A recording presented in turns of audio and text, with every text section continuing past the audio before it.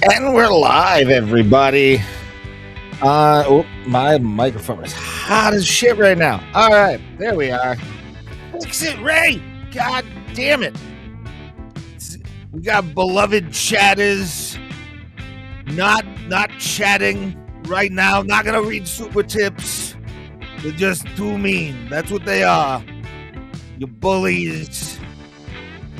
What's going on, guys? This is the Ray Hyclak Show every single Sunday, 9 p.m. Eastern Standard Time on the Abraham Drinking Facebook, my YouTube, my Twitch, and my Rumble. That's right, we're on Rumble, you fuckers. So congratulations to the two people that watch. You are heroes. And I got a guest with me today. Very excited about this. I've known this man for a very long time. We bonded over our love of radio. We met at a comedy show, and then he became an outside character in one of my favorite places, the Dabbleverse. That's right. It's Mr. Tony Mazur, everybody. Tony, you're going to get a quick applause break right now. I got I pay good money for this. I'm going to use every little tool I got. You know what I'm saying? Tony, how you doing? I'm doing well. I can't believe you said the Dabbleverse is one of your favorite places. Ray, do you need help? No. Do we need to take you to a rehab clinic? If that's one of your favorite places, like can it be a bowling alley, a comedy club? Can it be something else? You say the fucking Dabbleverse? Yes, it's one of my favorite places in the world, dude. I'm not going to lie, because I'm on the good side of the Dabbleverse. I don't have a lack of self-awareness like John Melendez does, or like fucking Ava does. Like the people you watch that are on that side of the fucking coin, I graduated high school barely. All right. They make me feel like I could have gone on to get my doctorate. You know what I'm saying? That's why I like the Dabbleverse. It's a good little brain cleanse to know my life isn't that fucked, you know? So I'm going to give myself a quick plug before we get started with the Absolutely. Check Your Brain podcast. Comes out on Wednesdays for free on podcast platforms, the podcatchers, if you will. But I do have a Patreon, and actually tonight when we're recording this, I actually put out an episode for my Patreon people that won't be ready for a couple more days for the freebies. And I do address the goings-on that occurred at Rodney's Comedy Club on Friday. But what I had to do is because I teeter this universe of people who've become fans of mine because they've heard me on Chad Zumach's show, they've heard me on Shuley Network, they've heard me with Kevin Brennan and Bob Levy and a couple other people, but then others who've either discovered me because they somehow, some way, for whatever reason, enjoy my content, or people from the old radio days or my Twitter X account. And the problem is, whenever I mention Dabbleverse stuff, that half the people are not going to know what the hell I'm talking about. They're like, who's John? Like Stuttering? What? Who's Shuley? Who are any of these people? Who's Stevie Lew? Who's this? Who's Ari Jane? Who are all these people who come and go? And some people stick around. Some people go and then they're back. And I'm like, I can't explain it to any of you people. You either have to pay attention or you're out of it. And for me, because I'm this periphery figure in, Earl Skakel and I have talked about this. We are, if the Dabbleverse is the Roman Colosseum, we're up in the upper deck eating popcorn. That we're there, we're witnessing it, but we're such periphery figures that we almost don't want to be a part of it. But you got to see the lion going after the Christian right now. Yeah, absolutely. And like, John, even though he's not Christian with his trans kid, he is the Christian, and the lions are Anthony Cumia and Shuley and Levy and everybody else in this. And Carl from WATP, all those guys Friday night just ate, as the kids say, ate whatever kind of lunch that motherfucker had. Like, whatever they could, like, before he could get at it on the bus, to be honest with you. But I have to ask you this question, Tony. Well, no. Before you ask me, I'm going to take over your show really quick. Sounds good. You have to be the host. You did a little radio back in the day. Yeah. You need to set up for people who don't know what you're talking about, or when you want to listen back years from now and you say, wait, what were we talking about? Truth. Set up what happened on Friday, what led up to it, what occurred, and what has since happened in the time that we're recording this at 9 p.m. on Sunday night on March 1st. So if you guys don't know, I'm a fan. I've had some chats show up on the screen, haven't really done anything to be really a part of it like Tony has. But, if you don't know what we're going to be talking about tonight, we're going to be talking about what happened at Rodney's Comedy Club in New York City on Friday night. Stuttering John Melendez went in to Rodney's to headline because of somebody we both have had interactions with, Gino Bisconti, got him into the club. Probably wouldn't have even gotten in on his fucking own, to be honest. And that's from a guy who doesn't do clubs. But, like, Stuttering John is not going to get into Rodney's on a fucking Friday night, right? And primo time normally. Primo, that's when you get really high-end acts. And in case of Rodney's, probably not that much. It's a small club, legendarily small. But they hosted Stuttering John Melendez from the Howard Stern show, the guy that would go out and do the stupid little interviews. He got famous in 2016 again for prank calling Trump and getting on the phone with Donald Trump and basically just being a dumb lib. Well, because Trump or Trump's people or whoever it was thought it was Bob Menendez, not John Melendez. Yeah. And the fact that, like, I hope that person was summarily fired as well. Like, that should be an immediate fucking kick. Even if you're in a plane, that person gets tossed out the cargo bay at that point.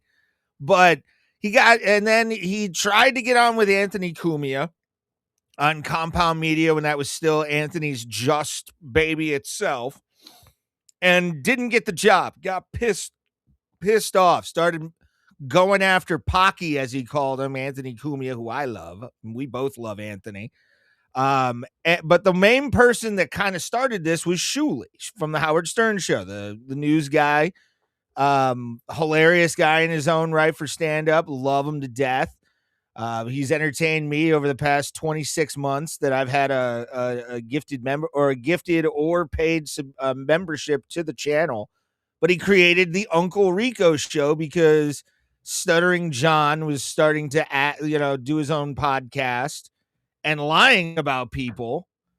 And also you should note that the reason they call it Uncle Rico was there's a character from the movie Napoleon Dynamite played by John Grease, who's now in the White Lotus, and he's in like everything. You're like, oh, that's Fallout. Uncle Rico. Yeah, he's in Seinfeld. He's in so many things. He's actually a really good character actor. But one of his characters was this Uncle Rico character who couldn't stop living in the past. Yes. Every one of his stories, if I only did this, if I only did that. Well, who do we know that lives in the past, where nothing that's going on is that's in the present is actually occurring? It's everything. It's like, oh, well, that time in 1992 when I was rolling around with Jessica Hahn, and that time in 1995 when Grandpa Al Lewis and Gilbert Gottfried were in studio. So it's like everything about this man is the past. Well, who does that remind you of? Well, it sounds like that Uncle Rico character. So that's why they named the show after him. Right. They even end the show with a deep fake of John on top of Uncle Rico recreating that scene, which is a great way to end the show. I fucking love, I love two things about the Uncle Rico show, besides the stuff they're doing now with like the lol cows that they're trying to find, which is great. But John has always been the main attraction to the Uncle Rico show. And he got mouthy with Shuley a lot. He doxed his kids. I didn't know this part until the other night, showed naked photos of Shuley, apparently, at one point. I did not see those. I don't want to see those. I don't want to see that man naked. It's hard to see him from the neck up, if I'm being honest with you. But he's Shuley and he's fun. But it started with Bob Levy and a bunch of other people, and it's morphed into this thing. Like I said, Tony was in on a bit with Chadley Q Zumach, of all fucking people, another person I've known for years and years, and it was hilarious to see him do this shit. But he scammed John into thinking he was getting fuck tons of super chats live on air. Oh yeah. While Shuley's feeding him photoshopped fucking super chats and PayPals. And the best part about that whole episode with John that you did was like you saw him be buddy with you guys, and then just straight went to Gordon Gekko. Greed is good. Are you gonna throw some of that my way? Like, what the fuck are you doing, man? Like, you're lucky that these two even fucking talk to you. So, what happened was, because I got invited kind of halfway through it because Chad and I did the Opie show that morning, and we were already talking. It's like, well, I'm also doing John. Actually, no, Chad and I were going to do a look back on Pete, the owner of the Funny Stop, who had just died that week. And I was about to go to his wake that night, which the 3 sheets to the wind there because of John Scola, which we'll get to in a little bit. But Chad was like, hey, I'm running a little bit late. We were going to do our look back. And he's like, why don't you just come on John's show with me? And I'm like, oh, you mean the return show? Because this was when John took several months off. And you would think an egomaniac like him would want to be on the air ever since the Dabbleverse really took off in 2022. And instead, he disappeared for a while. We didn't know if he was at the what was the name of the pub that was out in LA that he would go to? Pickwick's? Pub. Yeah, it was Pickwick Pub. And but we didn't know what he was doing. We didn't know if he was in Florida or New York or California. We didn't know. And when Chad's like, well, we'll just send him the link. So I got an email so I have John's email and send me the link. And we decided, Chad and I kind of looked at each other in the camera. We weren't even texting. We were looking like, let's do this. So my job was to basically throw softballs to John by saying, so John, that time that, when you had the song on Headbangers Ball in 1994, or hey John, when Ted Williams, when you interviewed him at that card show and asked him about if he's ever farted in a catcher's face or that kind of stuff, and I would just set him up. And at that time, Shuley and Mike Morse were texting me fake Venmo receipts to show John that people were sending us $200. Now, the truth is, we told him I don't know if we did it on the air or not, but we said, John, it's a goof. I know you're getting pissed, but it's a goof. These are fake. All of these are just fake. And he's like, oh, okay. And we thought he was like fine with being in on it, but he was mad that people actually did send us Venmos. That if you added it up, we got like thousands of dollars in Venmos. The truth is, people did Venmo us, but it was like, I think I got $75. Chad might have gotten like 150. That wasn't really that much, but John got pissed the fact that anybody sent us a dime, that they should have been sending it to him. And it was wonderful because we knew as radio guys, as broadcasters, as comedians, and then as people in this ridiculous universe, we knew what to do. We knew the assignment, as the kids say. Oh, absolutely you did. Yeah, and by the way, real quick, I like to, anytime somebody comes up there, because I rarely get chatters on my show.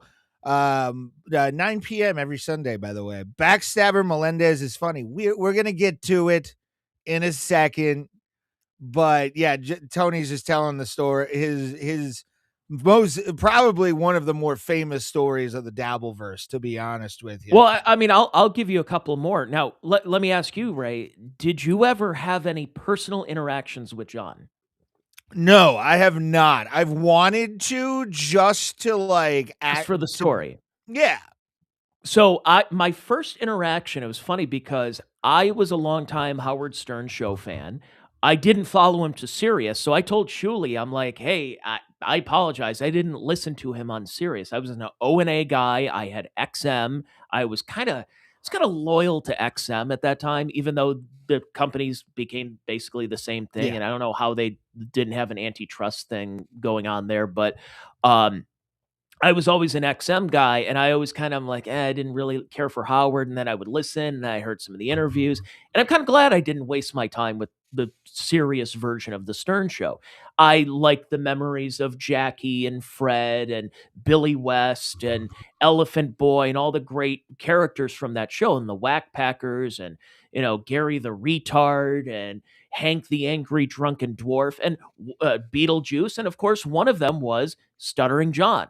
Whether he thinks so or not, he was basically a paid whack packer. Yeah. And I remembered him on the Butt Bongo Fiesta with his dirty socks and tainting the water in a bathtub. And I remembered his fight with AJ Benza that got AJ thrown off the show. So all of these stories, like, I knew who this guy was.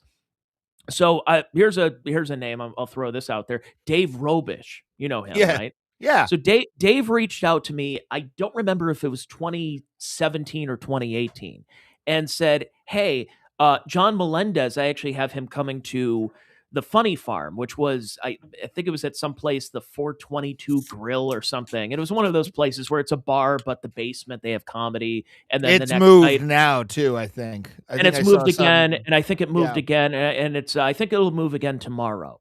Probably. But it was one of those places where they have stand-up comedy on Friday and then karaoke Saturday and bingo Sunday and all that. So it's like, hey, I got the show going on. Would you want to do a show with John Melendez? And I said, Stuttering John from the Howard Stern Show? Yeah, absolutely. I remember him back in the day. And I said, when's the show? And he told me the date. And it was several weeks. It was like well over a month away. So I'm like, okay, well, I'm not going to promote it. I'm not going to say, hey, by the way, check me out in 6 weeks from now. As a comic, you don't do that. You can probably give it about 2 weeks, I would say. And say, hey, in a couple of weeks. Unless you have a tour, and I'm not a touring comedian. I think I barely cracked $1,000 in my comedy quote unquote career. My hobby. Hold on, Tony. I need to real quick. David has a comment here that I need to just address, and then we'll get back to your story here. We're not. Just keep watching the show, kid. Keep watching the show because your comment. Just keep watching it. I'll agree with this by saying, why are we taking the time to talk about John? I thought that years ago. Why does anybody care? Why would you have him on your show? He's bringing nothing. All of his stories are old. You've heard it by now. But there's something about it because John is relatable in so many people's lives. Everybody knows a Stuttering John. That's why. And we'll get into it in a little bit. But I'll get back to the story. So it's getting closer to the date. And I'm trying to figure it out. I was working for MLB at the time. So I'm going like, is this one when the team is away and then I can go do stand-up and stuff? And I reached out and said, hey, is this show still happening? And they're like, oh, actually we had to cancel. And so I talked to John. I said, hey, John, what's going on? I was supposed to open for you this weekend. He's like, medical emergency. Okay. Turns out John sold one table. And as you know, Ray, for working in a comedy club as being somebody who seats people at tables, a table seats at a minimum 2 people, bigger tables 4 to 8 people, maybe more. Yeah. John sold 3 tickets. Yeah. And they had to cancel the show because you cannot do a show with selling 3 tickets. And because there was a time where it was a blur that I didn't know John, what was he doing? And it wasn't until, April or May of 2020 when Chrissy Mayer had John on her show. And that's where the term Dabbleverse came from. Now, where did that come about? I'm setting you up, Ray. I was going to say it's because Chrissy Mayer was like, didn't know him. Was it in Chrissy's defense? I mean, this was when she was working at Compound. This was when she was doing, also the live streams and stuff. She just does the Chrissy Mayer podcast and the Nightmare podcast now. Go check those fucking things out. They rule. I love Chrissy Mayer. But she said, oh, John, you dabble in comedy. I didn't know that. And he took that like she just kicked him in the balls with stilettos. I've never seen somebody like again. We're not. We've gone away for comedy, done comedy in other states. We're not traveling professional comedians. Would a professional comedian, any that you've met, we get dabble mad? in stand-up. We dabble in it. Would you get mad though? Like no. saying, "Oh, dabble." Fuck you, dude. If I said yeah, I dabble. If someone said you dabble in stand up, I'd say yeah, I would say that it's a glorified hobby of mine.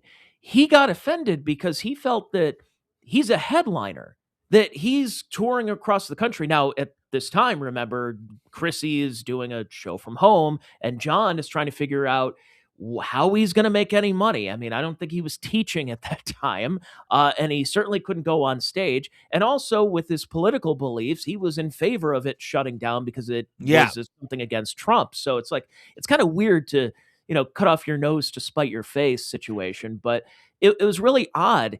And but I remember during that time, I started seeing John make appearances. There was a video series that Billy and Jackie Martling did, and they were talking about old stories.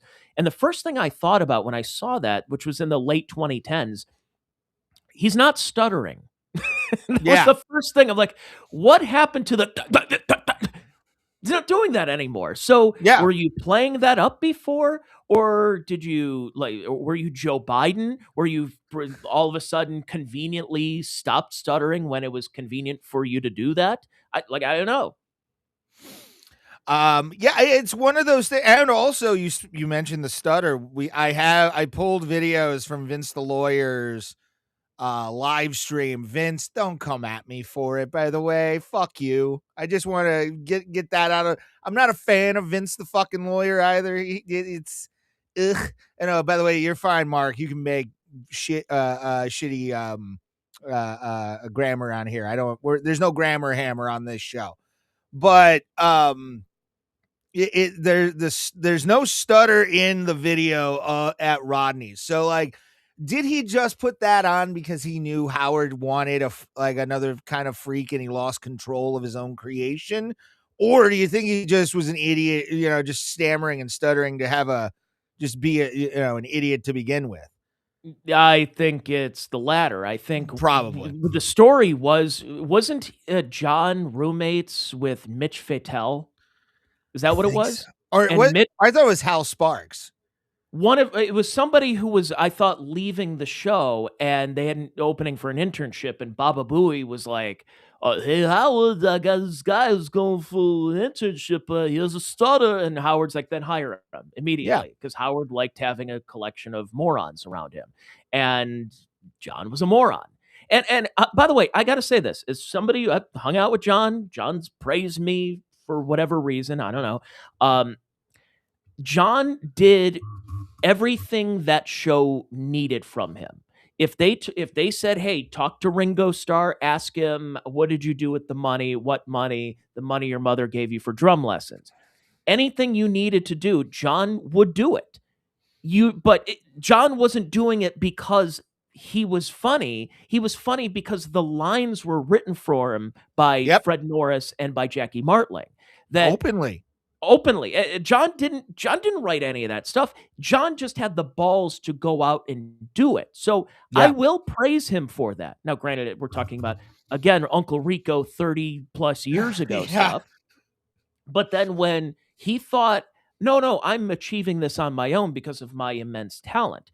That's when Howard on the E! Show in 1995 said, "John, you're not talented. You're not any of this stuff. The only reason you have a music video on Headbangers Ball, the only reason that you are a guest on Conan, the only reason you had a cameo in the movie Airheads is because of me. You have to understand that." And for whatever reason, that never got through to this man. No, and you can tell that. I mean, even when Shuley was playing the "you're not funny, you're never intentionally funny" video, you could see him almost shut down, like stop listening completely. As somebody with ADD, you can spot that shit. And he didn't want to hear any of that. He thought he was this great guy. I'm a success. I've built myself up. We've met guys like that in comedy and radio. Oh boy. So many times. I was one of those guys in radio. I thought I was going to get a job.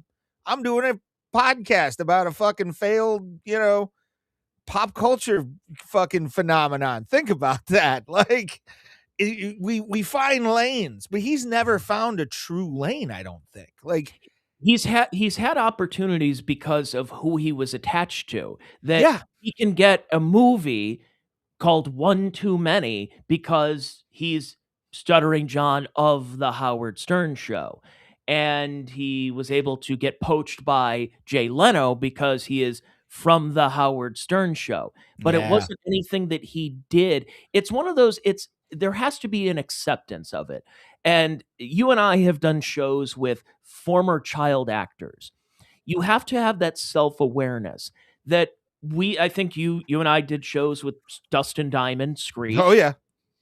If Screech doesn't go on stage and address the fact that he is Screech and thinking he is Dustin Diamond, professional comedian, then it's not going to work out too well. No. If Todd Bridges goes on stage and doesn't say, "What you talking about, Willis?" and thinks he's going to be a big-time comedian, it's not going to work. If Jimmy J.J. Walker doesn't say dynamite at some point, that's that self-awareness. Even Rob Schneider, who has carved out this weird libertarian right-wing career of his, he still has to go on stage and say, "You can do it." Otherwise, he's going to get heckled the entire time. John never thought that, even though he has all these stories, and yes, he tells them all on stage, but he still feels that he earned it himself instead of realizing he's part of this. I'll give you a perfect example, sports example. The Bill Belichick coaching tree. How does it happen that everybody who leaves Bill Belichick's New England Patriots coaching tree never works out as a head coach? How many times did Josh McDaniels get hired and fired? How many times did Romeo Crennel or Charlie Weiss or Matt Patricia just go down the list of failure after failure? And it's because that system works. But anytime you try to divert from the system and see if you can recreate it somewhere else, it doesn't really work. So what has Jackie really done in 25 years? He's done stand-up, he's put out books, he still has the joke line that you can call in and he tells his jokes, but he's still living in the past in many ways. And it's just, for whatever reason, like him or hate him, that Howard Stern show was a system. And everybody else who thought they can recreate that elsewhere, it never worked. That magic cannot be recreated. No, because that was such a once in a lifetime gaggle of people that John, for all intents and purposes, like a lot of idiots who get spots, just fucking lucked into it. I mean, that's the best way you can say it.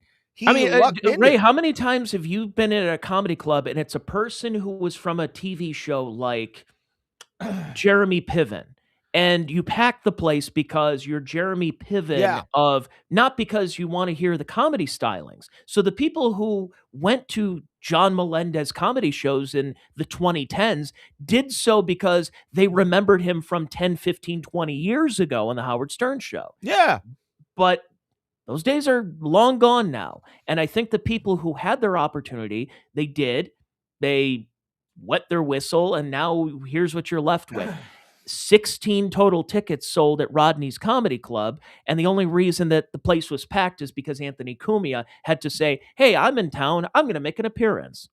The hands, and right now, Anthony, as we speak, I love how like John calls Anthony, and the hatred for Anthony started after Artie got the job with Artie and Anthony on Compound. If for people that don't know, Artie, one of the funniest shows I've ever heard in my life to this day. I'm so like I forget who they were talking about, but Mark Maron and Adam Ferrara, ironically, were talking about like some comedian in New York, and Maron had the greatest thing about him where it was like, it's a story Mark Maron about has never told a joke. Come on, let's be honest. No, go ahead. I'm kidding. I may agree with you on a lot of what he says. Yes, for sure. But as a comedian, you'll appreciate this. He was like, it's a story of almost. Like, it's a story of like almost there. Like I feel like if Artie would have gotten his nose under control, you would have seen a podcast like you've never seen before outside of maybe Rogan, because Rogan can get the big guests. But Artie and Anthony they probably would have been on WABC right now. Like, as we're talking, Anthony's on air at WABC. I could have seen that show evolve into Artie and Anthony on whatever station, wherever, because there's a manager that wants to pay to have that on. I think that would have been the perfect thing if Artie would have just gotten out of his own fucking way, dude. Like, it sucks. Yeah, it really does. It actually came up in my Facebook memories from 10 years ago around this time. I was in Pittsburgh when Artie Lange's nose started bleeding on stage. Now, it's not the first time, because other people have similar stories, but I was in Pittsburgh. I went to go see your Pittsburgh Penguins play, and was down the street from the Homestead Pittsburgh Improv, and said, I want to go see Artie Lange. And of course, as a comedy fan, and as a fellow comedian, certainly not at that level, you like going to the late show. Early show is fine. It's tight. It's a walk in the park.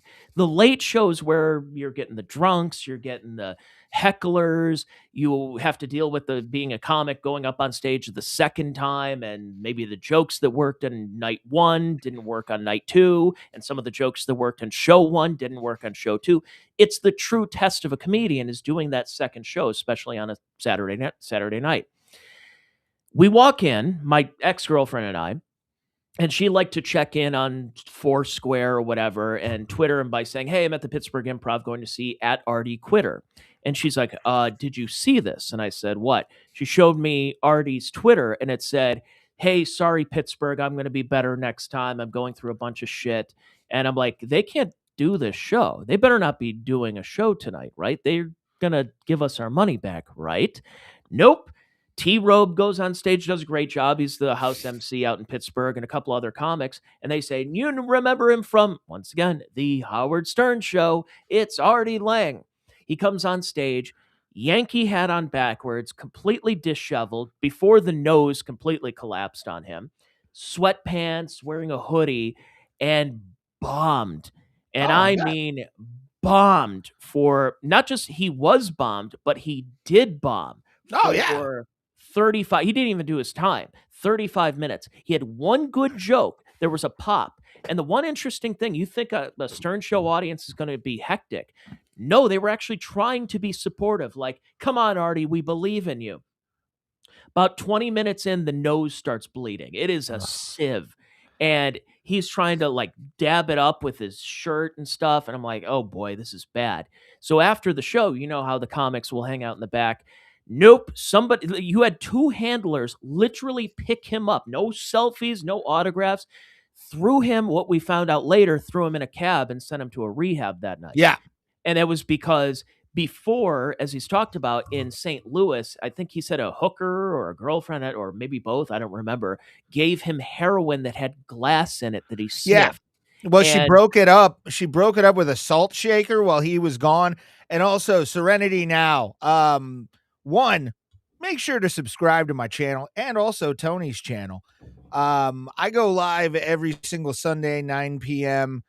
This isn't a Dabbleverse show. It's just me and Tony are both fans. I'm not going to be talking about the idiot constantly. It's just with what happened Friday. I felt like I should get somebody who's familiar with the Dabbleverse and has been in the Dabbleverse. And met John.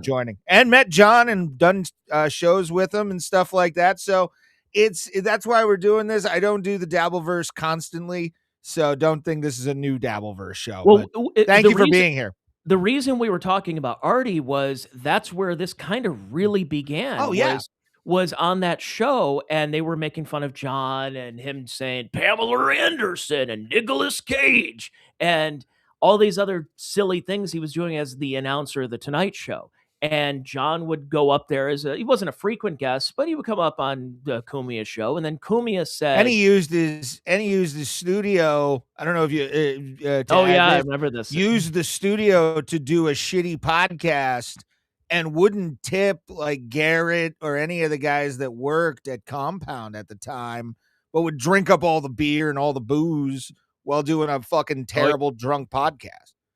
So, and that's kind of where it started, because they started making fun of John. And then Anthony went to see him live at Governor's in Long Island and said that the parking lot was usually packed when he would see a Nick DiPaolo or a Colin Quinn or a Rich Voss. And instead, when he goes to see John, he got a parking spot right up front. That's all he said. And then John has gone on since then. It's been like a 7 or 8 year crusade against Pocky, because he mentioned that it's an innocuous joke. You couldn't do ribbing, and then because of that, and you're gonna get yourself drink bleach. Your mother has cancer. That kind of stuff is. By the way, I want to. We all know guys like that. That's the sick part. We all know guys like that who take shit too far like that, and you're like, what the fuck was that? Like. You walk away from a dude like that, and that's what they did. I mean, that's the best part. Yeah, and the whole thing, it kind of exploded in 2022, and that's when Uncle Rico show started, and then we did the show at I went to Pottstown and hung out with Shuley, and that's when Ray DeVito started hating me. I'm like, what the fuck, Ray? I had no problem. Why does with Ray? I like Ray. I've driven him places. I've had conversation. Driven him places. Yeah, especially during the pandemic. Fucking so many of us in Cleveland gave him rides places. Luckily, it ended up in spots. That was the only nice part. Like, yeah, you get a good one nighter in front of 5 people. Yeah, or you do. Who didn't know comedy was actually happening. Or you do Chris Kettler's mic because you're just like, fuck it, I want to go see it at Barmacy. I did that one time. I went with him just for the goof. Yeah. That was fuck you, Chris Kettler. No, Ray was mad that night in Pottstown because he thought I was upstaging him, or I was sending stuff about him to streamers and cutters or clippers. And I'm like, Ray, I don't really care that much about you. I'm here on my own dime. I went to visit friends. I am a Perry Caravello fan, and that's the only time he's ever been on this side of the Mississippi River. So I'm like, you know what? I'm going to do it. And it worked out because I got a chance to be in Perry's movie with Levy and William Hung, and we'll maybe get to that in a little bit. But I want to know more about that. Yeah. Oh yeah. But it was a cool trip. But Ray thought I was upstaging him. I'm like, dude, I'm here on my own dime. I had an opportunity. I had a free weekend. Pottstown is only 5.5 hours away from me. I'll make the trip. It's no problem. Philly's not far away. I saw some friends in New Jersey, and he got really pissed about it. But I'm like, I don't really give a shit about Ray DeVito. Even though, but the whole thing with Pottstown was it was a celebration of all things John. And I was shocked. I'm like, how are they going to pull a show like this off? But it worked. The problem is with the Dabbleverse, as people know, trying to explain it to a significant other. Yes. I'm a married man, and I am trying to explain Stuttering John, and who's my wife's like, who is Shuley? And I'm like, okay, well, Shuley was, and it's this whole, I'm like, you're better off not dealing with it. It's Vanderpump Rules for stupid white guys in their 30s and 40s is basically what the Dabbleverse is. If you listen to shock jocks as a kid, or you were in your 20s, you're in a fucking like absolute like bear hug of love from a fucking community like the Dabbleverse and like this fucking shit going on with Stuttering John. It's fucking awesome. And by the way, Pottstown the venue was far too large for that event. It's one thing if it's stand up and that's still too big. It was basically a wedding venue. and they would bring out folding chairs that they put out for people. I would say there was 200 something people there, which is actually not a bad crowd for a podcast. It's not so much a stand-up show, it was a podcast where everyone was there ripping on John. But then we did the show with John a couple of months later with me and Chad, and then Atlantic City 2 years ago, where John showed up. Somebody paid for him to be at the Borgata and paid for food and drinks for him. We were there with Vince the lawyer and Kevin Brennan and Levy and Gino and Kiki. Gino went on stage, made sure to drop a couple of N-bombs and repeated not one, not two, but 3 jokes in one set. Sounds about Gino like. Yeah. I remember when we were at the compound thing at the Funny Stop. Oh, gosh, I think he did a couple sets like that where he did like the same joke. And this is pre-Kiki.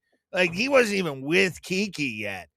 But like he got I got a fever and the only cure is more Pottstown. They're doing one in Rochester, I think, soon too. Oh, the comedy at the Carlson. Yeah, they're doing I think they're doing DabbleCon 3.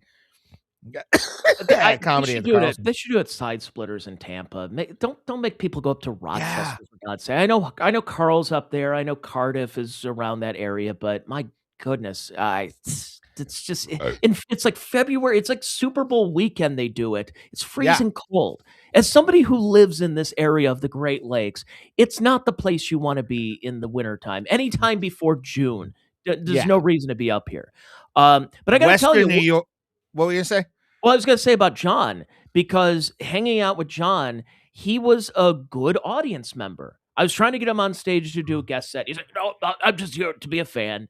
And so we're hanging out at the Borgata. He was on Team Kevin Brennan and Team Chad Zumach at this time. And that's when Kevin and Levy had the fight, which I guess I was the one who coordinated that. I didn't realize it.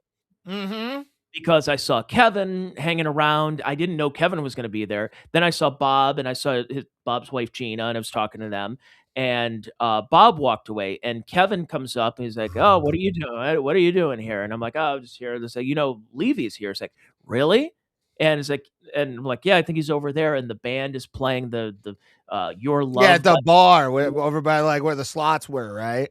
Yeah, but there was like, if you're at any casino, they usually have the middle bar, and this is one of those where Mick Ultras are $9. Trust me, it was $9 because I bought John one and didn't pay me back for it.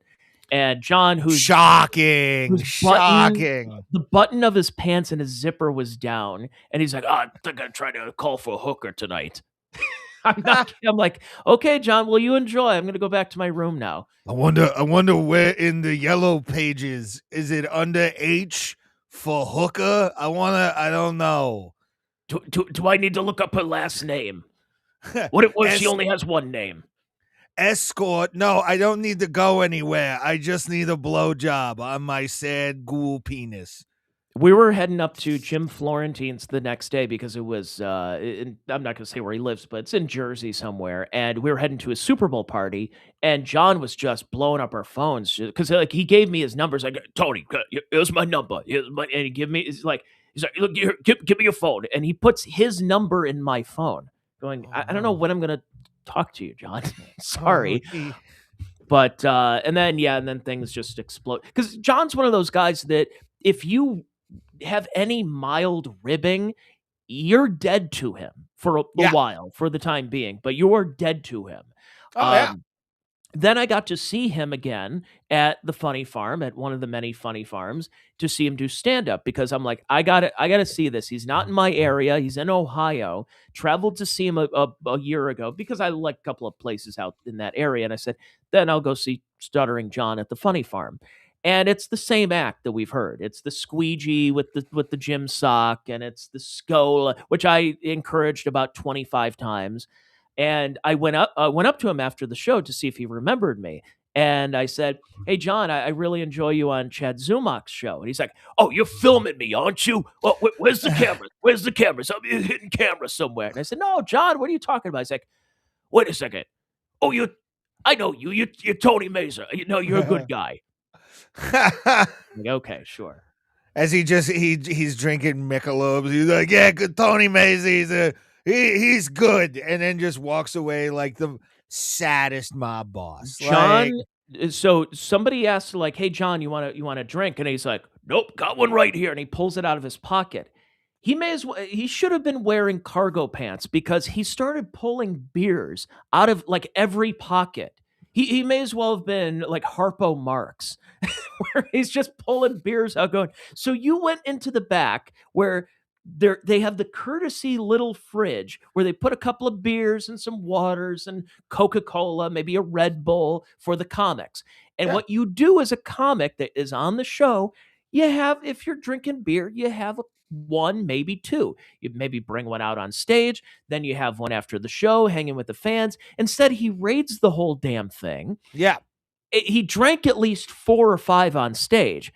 Now he's doing 45 minutes, so do the math. And he's drinking 2 after. So then when I'm watching him, I actually played it on my show of him on Chrissy's show in 2020 and John from Friday. It's like 2 different people because he's on there going, I dabble? I don't dabble. What are you talking about? I don't dabble. And then he's on stage at Rodney's and it's, and Pocky in 2015 bit Danny Brand's hand. And we're like, wow, is he hoarse? Is it? Did he ruin his voice or did he? Is it the alcohol? Was he that drunk? Like, what's going on here? I did. Like I said, I do have some stuff from Vince the Lawyer stream, but he did when he opened it and like having Pockumentary on the page. By the way, luckily I was able to see some more close video than where Vince was sitting because you couldn't see shit. Because if you're, I understand why. Because it's like those fucking lights are like right in your goddamn eyes to begin with when you're doing a set, no matter what. But like you couldn't see what was on the paper, and it said fucking Pockumentary on it. I'm like, you fucking unclever piece of shit. But what made me happy was he mispronounced approximately, and what it's apathetically. Yeah, apathetically. He bit her hand, and you're like, what the fuck am I watching? Like it's did he, well. Here's what I thought is when I'm watching, and I know you said you have clips to play. When I'm watching this, because I remembered hearing about Lenny Bruce, and Lenny Bruce, who was this subversive comic, Daddy-O type of 1950s, early 60s comedian, who was violating obscenity laws that were still a thing in place at that time. And he would go on stage, he would have an overcoat, and he would have his documentation because he knew he was going to get arrested after the show. But while he's on the stage, he would have these court documents about this, and he would riff on it. Sometimes it would be moderately funny. A lot of times it was just preachy. John wasn't even funny about it. He thought, did he think going in that he's going to read these court documents from 10 years ago and that he's going to riff on it? He'd be like, and then the defendant said this, and be like, we all know we're talking about here. No, he just started reading it. Next day. Wasn't funny about it. Next day, T. The next day was the best part. Like when he was streaming from his brother's house in Long Island, he felt, and you looked in his face, he looked like an idiot who had no idea he just lost. He thought he got some kind of moral fucking victory over Pocky by doing, I did it in front of your people and they booed. That was what he said on yesterday. Yesterday, Tony. I saw it. I mean, that's a complete narcissist. How do you believe that? It's almost like Roger Clemens or O.J. Simpson, where you believe your own bullshit. This is John Rocker, dog. This is John Rocker just going, fuck you, I'm burning it down. I honestly think he's that stupid where he's just like, oh, if they're going to do it, I'm going to do it this way. Again, it's a typical, I hate to say this, but typical fucking liberal. They want to do the opposite of what they should do. And you get fucking Stuttering John who read that and like, but also his jaw was moving a lot. So I feel like he was doing some coke somewhere in a bathroom in New York City. I really do. He's not young enough to do cocaine. I mean, he might die. He's not a healthy man. He's in his 60s. By the way, have you noticed all these people we're talking about are in their 60s? I know. Do you remember when we were kids and you'd find out someone was 60 and they may as well have been in a walker. They may as well have been in one of those Pat Boone the walk-in tubs, because you're like, "Oh, that's an old person." And instead, we're seeing 60-year-old men fighting each other, throwing their jacket down in green rooms, sim salabim, and pussy boy. You're going, you people graduated high school in the late 70s, allegedly. No, Anthony is it's been established in compound lore. It's been established he is a middle school graduate. That's Gavin. Correct. Gavin correctly gave what I'm barely a high school graduate. Tony, you're probably, you're probably a guy that skated like I did and fucking got through the system. But it worked out so well for me. I tell you, I'm doing a show because I'm not working tomorrow. By the way, as you pull up some videos. So I want to address a couple of the people in the chat here. The super chats. Where's my tenors? I'm not reading anything over 0. I'm not or under 0. I'm not reading anything under 0. I'm not reading this. I'm just doing John's show. Yeah, that's all we're doing, just like better or just a cheap imitation of it. There was one I wanted to get to about, who was it? There was the one that says, "Please ask Tony if Marcelo Hernandez had that Spanish accent or was he born in America?" I guess he was born in Miami. He went to John Carroll. Yeah. Now, I'll say this, and I from my perspective with Marcelo, we did a number of open mics at taco bars, taco and tequila barrio for barrio. Locals. But it was a taco bar on a Monday night at 10 p.m. And I got to tell you, Marcelo, really nice guy. Very like too high energy for that crowd. And it's kind of funny because all those women that were there on like Margarita Monday didn't realize that they were going to end up loving that guy like 8 years later. Oh, I know. Isn't it wild? Isn't it wild to think there's some fucking broad in like Lakewood, Ohio, who kind of remembers Marcelo because she was drunk during Dollar Margarita night at a fucking bar in Cleveland. Yeah, that was the only thing. That was the only joke that I could really think of offhand. Is I would go on stage and I'd say, you know, this room completely bombs when you can hear the sound of tortilla chips crunching in the salsa. And but like it is what it is. You're only doing a little bit of time, but Marcelo would bomb. He would bomb and bomb, but he was a guy that had way too much confidence. And to a point, honestly, with Marcelo and how he got there, I actually was having a conversation.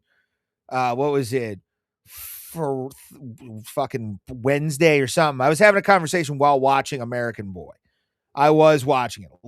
I loved it. I'm kind of biased because I watched him from the beginning. Like I watched his very And by the way, the answer is no, he did not have a Spanish accent. He spoke better English than Ray and I are. I did bring that part up. I did bring up he is leaning into the Latin thing a lot, but that's like what AOC does when she's like, and the people of Venezuela my abuela, and it's what happens, and it's like Alexandria Ocasio-Cortez, and it's like, all right, we get it, Marcelo spoke better English than I did.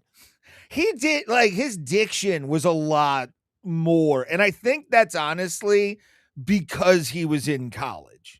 Like that was more of like trying to fit in with intellectuals and all that bullshit. Because sometimes people will change to fit that environment, especially in like a college environment. If anybody that went to fucking college, You changed day one to fit in with the people that talked to you, for fuck's sake. I did a weekend with Matt Fultron. You know him, right? Yeah. He was he Daniel Tosh's opener for a long time, or there was one of those West Coast people. Yeah, I So can't remember. I did a weekend with Matt Fultron, and Marcelo was the host. And I remembered vividly being it wasn't, we didn't have a green room at the Funny Stop. We had the bar area that you would be yelled at for being too loud during the performance. Yeah. And I remembered between shows, Matt Fultron is talking to Marcelo saying, "What are you doing here?" And he's like, well, I'm going to college." And he's like, "Well, whenever you graduate college, you need to leave. You have the look they're looking for." Yeah. I vividly remember him saying this. He's like, he's like, "Well, I'm from Miami." He's like, "Okay, but you got to go to New York. You got to lean into you're Hispanic." He's like, "Are you gay? I don't care. You look kind of gay." That was when he had the frilly. For people that Marcelo Hernandez on SNL, I need to say this real quick, has gone through a bit of an evolution in his look. He had like fluffy soccer boy hair when he was like a John Zoomer. Carroll. He had like the broccoli, almost the broccoli hair you would see from the Zoomers nowadays. And now he looks like what a Zoomer, an adult Zoomer would do. And I always thought he would go like lean into being more gay. I thought he was going to be more gay. He's leaned in way more Hispanic. And I got to tell you, I was out in Denver a couple of years ago, and he did an entire weekend, half of it in English, half in Spanish, sold the entire weekend out at, was it the Comedy Works, Wendy or something? Comedy Works downtown. And he sold the entire weekend. So I'm like, who am I? I'm just a white guy who turns 38 years old tomorrow. So happy birthday. Thank you very much. But it's one of those things where, okay, he had something. He had a hook and he leaned into it. So I see him on there, and I'm not one of these bitter people going like, "Oh, I worked with him." Good for him. Absolutely good for him. I'm happy for him. I'm also not going to be one of these people like, "Remember me? We did the..." Shut up. No. And some of you, there's a couple of comics who were doing that. Like, I remember I put my arm around him and I said, "You're going places, kid." It's like, shut the fuck up, you moron. No wonder you're not on WMMS. Anyway, sorry. Sorry about that. I'm getting angry at people who didn't really wrong me. I'm not even drunk right now. Hey, you know what? It makes for good. It makes for good clipping, especially even if I don't do it. Somebody will. That's right. But fucking no. I mean, with Marcelo, like his thing was numbers. Like his thing was reps, and then getting in front of the right people, and he got in front of the right fucking people, and guys like Joe Coy. I mean, Joe Coy took him under his fucking wing and really brought him to that next level. And he was, and like you said, he had that look, and you could tell that and the baseball thing, knowing that I watched him do that at open mics. Oh yeah. I remember those. I remember those days. But again, you want to talk about somebody who had the opportunity to go on stage in, it's small town Cleveland, Ohio. You're going to get 5 people at an open mic, and 4 of them are other comics. Yeah. And Eric Kazin. But again, more dumb references. But he didn't have that feeling of, I bombed. What am I going to do? I should probably have some backup plan. And that's the one thing that comics, including myself, if I got done doing a bad show, and trust me, I did a lot of bombing, and I would get done saying, why am I still doing this? Marcelo, even if he bombed, he probably thought, that was better than the last time. Let's keep it going.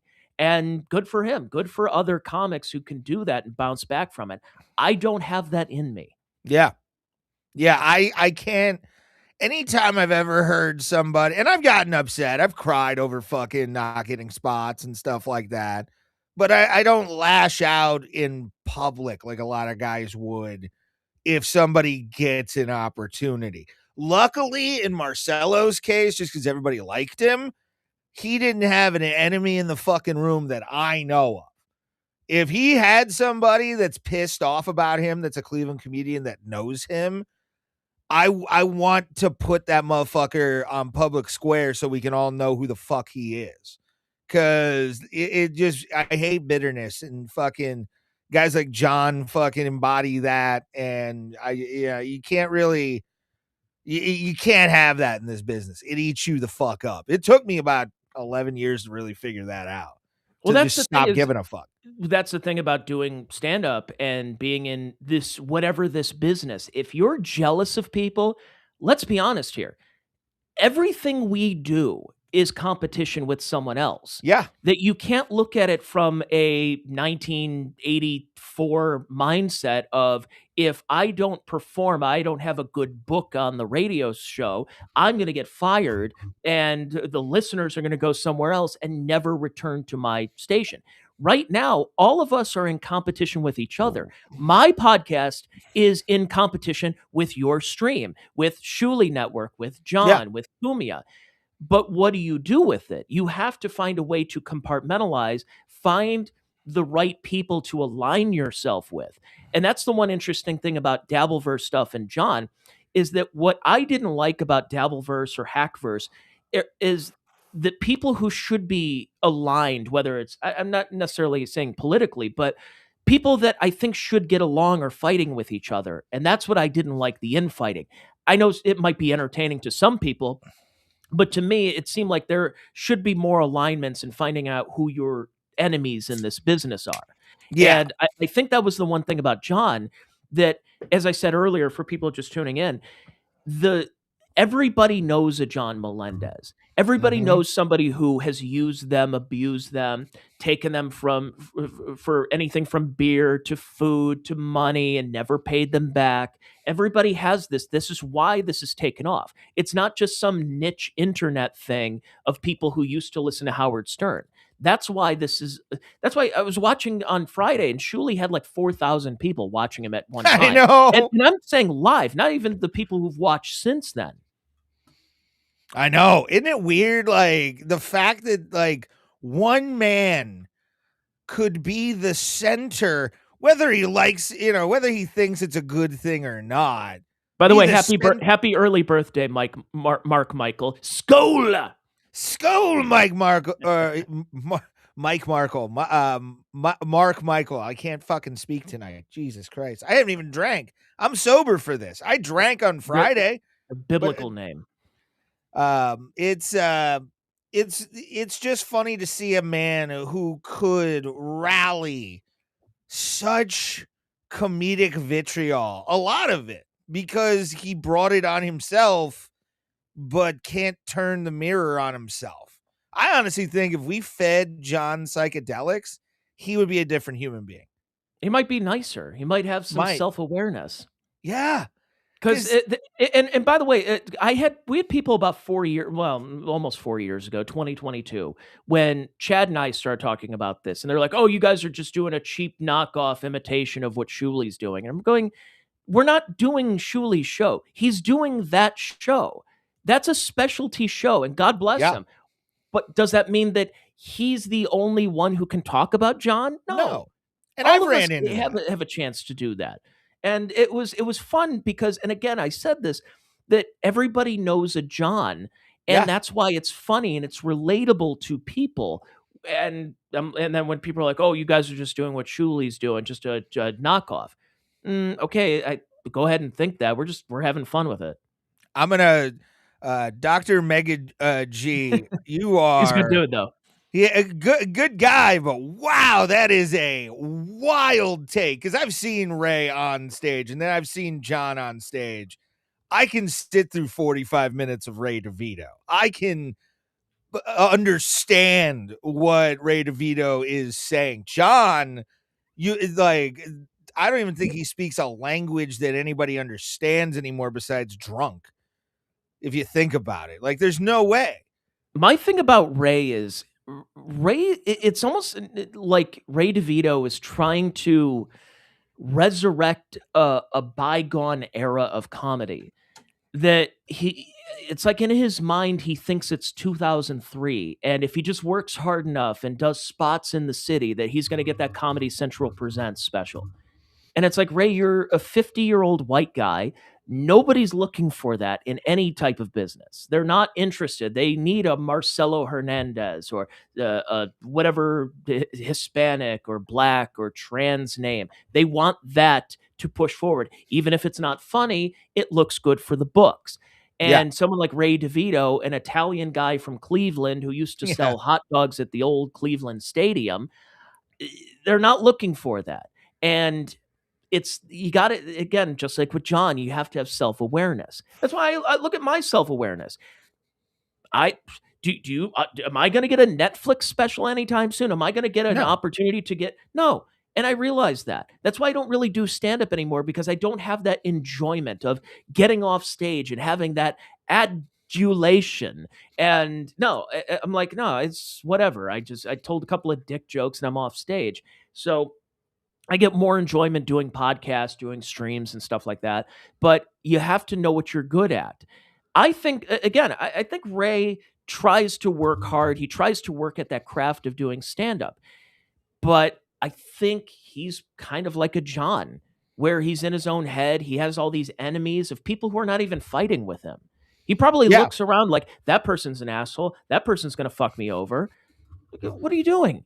It is kind of almost wonderful to watch a man with his just utter, and I'm not talking Ray DeVito, by the way. Ray DeVito, I'm not talking about you when I say what I'm about to say. Just to clear that little fucking hurdle, because we were talking about Ray here, but when it comes to like a guy like John, who like first didn't even tell Stern that he was going to Leno, did a backhanded move himself, but then it would be that guy to accuse other people of stabbing him in the back, which he's done.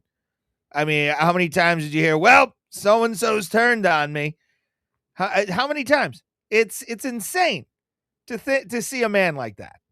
If your children change their name to after your parents have divorced, they change their name to, and gender too, change their name to the stepdad's name.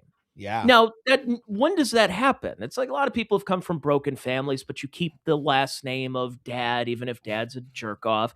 No, it's like, I want nothing to do with this man. No. And yet, and also, if you're one of his kids, you're going, this is my dad. What does my dad do all day? He sits on a stream, gets drunk all day, and yelling at people for not giving him more money. Digital panhandling. Now, I'll say this. I'll bring it back to Perry Caravello, because I completely understand why people don't like Windy City Heat. Windy City Heat's brilliant, in my opinion. But all the big three and Don and Mole and what Perry's done since then, because there was a big fallout between Don and Perry's people and stuff, is that, Perry is a 62-year-old man who sits in his small apartment in Reseda, California. He pisses in a diaper and yells at the screen because someone brought up a story that he jerked off a casting director in 1992, and then yells at people for sending him fish fillets. And people go, I don't get it. I don't get it. I'm like, that's fine. That's my diversion. Forget about Iran. Forget about politics and Epstein. I get away because I check out something like Perry. But I look at Perry as, the man's not talented. He has no talent. He thinks he's an actor. He thinks he's a comedian. He's not. But what else would he be doing in this world other than a drain on the system? So at least I'm not saying he has the wherewithal, but he does have people in his corner who understand that he has brain damage, and that the only thing he can provide some service is doing a stream where he pisses himself. John doesn't have that because he has pissed everybody off, and he has the brain power to know that, to know better. Perry had he had an accident back in the 70s and gave himself brain damage. So that's why he acts a lot of that way.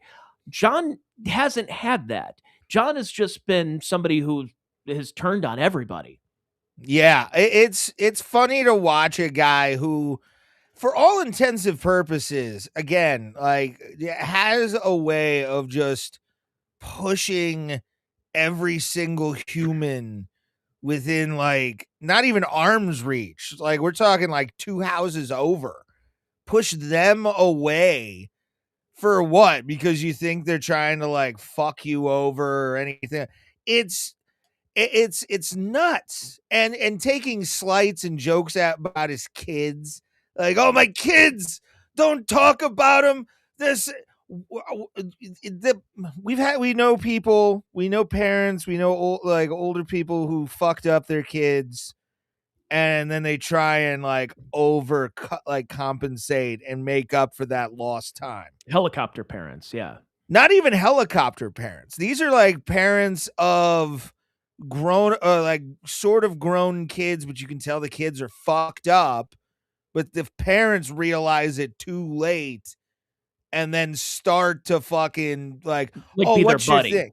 Yeah, like they think now that they're older, they can be friends and all that shit. And that's proof positive that those kind of parents don't really have that great of a fucking relationship with their own kids. They didn't even want them at the high school graduation, dog. Yeah, it's just, it's sad. It's, again, it's the lack of self-awareness. And I mean, selfishly, it gives us content. That's the good thing. Now, I wanted to ask you this, and I guess we can finally play the clips, but where do we go from here now? Because I know John did his Saturday stream where he thinks he came out on top. He was the hero, but I don't know where else it goes from here, because that really, it was inching towards some type of apex, some pinnacle. It feels like we've reached the top of Mount Everest. Where do you go after Mount Everest, in my opinion?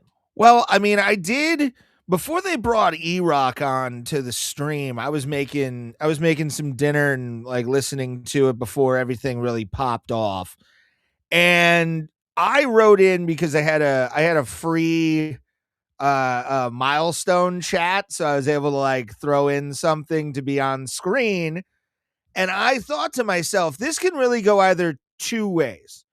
One, which they all talked about, which was John does the squeegee bid. He does all the shit that these people want to see, or he does something that goes against what everybody wants to see because he wants to feel like he's gonna win this, when in all actuality, all it did was fuck him over in the long run. I mean, that's what it really was.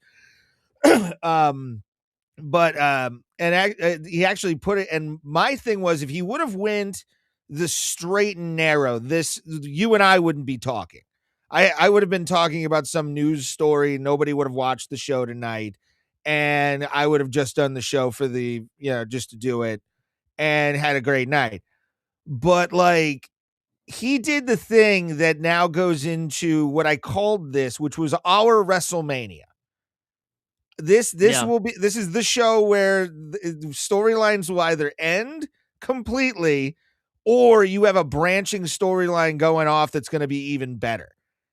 And I think the fact that he's still going makes it better, because it shows all the shit that people have been talking about for the past 4 years. He just will not stop because he thinks he's gonna win, and he just doesn't. He just doesn't. And I wish I had the clip, but Kiki went on with John and Ava after the whole thing, and Ava and Stuttering John are fucking like laughing their asses off. And Kiki goes, oh, well, Cumia had a great time. I think if you would have did this, the end of the story completely, it would have been totally different. And you see their faces just change from joy to pure, what the fuck did that bitch just say? Like, you can tell that it's over with. It's probably going to be over between Gino, Kiki, and Stuttering John here within the next like week, maybe. I think it's already over. I think that somebody said that Keanu said something and John didn't even look at her. That's what I'm talking about. Yeah, but it's like, it just seems to me that I got to say it's weird because I was looking at somebody in the chat saying that with my podcast, and what's interesting is I'm not the most comfortable being on a camera, and I think aesthetically, I like showing videos and stuff, but I'm my own guy, so I got to transfer back and forth. I don't have a producer and everything Yeah. like that. So we're in the age of the stream, and I think just a few years ago, if you went back 5 years ago, people were still doing podcasts. They were still like, hey, check me out on Spotify, Apple Podcasts. And they're still around. They're still popular. People can put them on when they're in the car.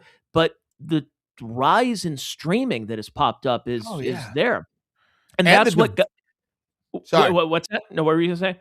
No, I was going to say, and the diversity of topic of stream is way more vast than I ever realized. And I mean, we could do a whole show, you and I, just going over my algorithm from the live streams that pop up on my shit.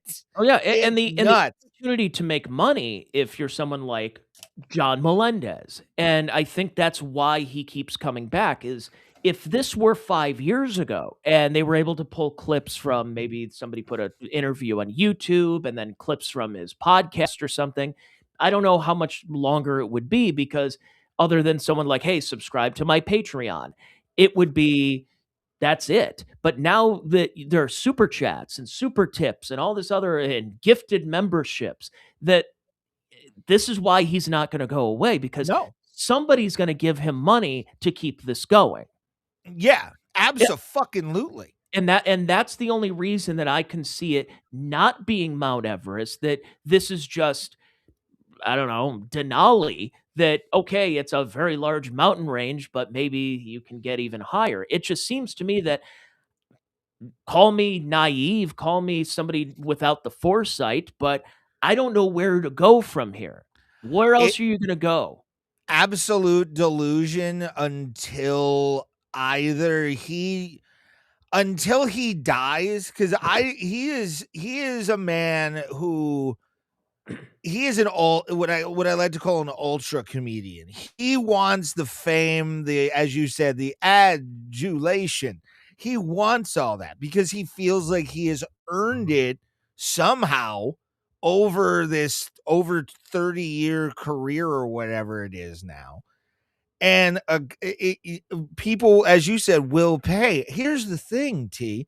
I was watching his live stream when he was like going on his little fucking rant, and it was members only. He had his chat in members only, couldn't do anything unless you paid him the fucking $4.99. You ballsy bitch, for fucking that much for the number one tier on there, you son of a bitch. But he actually said this. He goes, oh, maybe people now, after they see my awesome video, will become members. He said that. The delusion was so on display, bro. Yeah. So on display. Again, you're talking about a man in his 60s. And like, does he think he's a political commentator?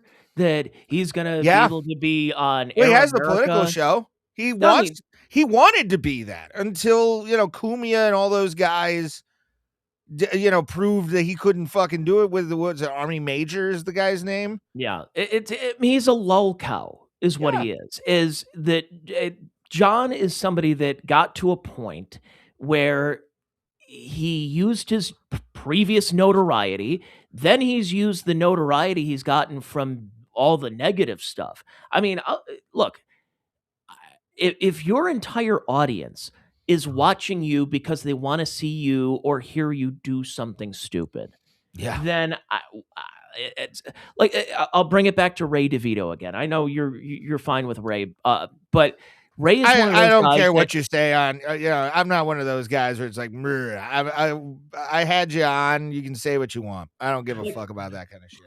For example, here, I'll pull a microphone out right here. This little microphone. If somebody said, hey, Ray, here's $20, shove this up your ass, he probably would. John would probably do something like that too.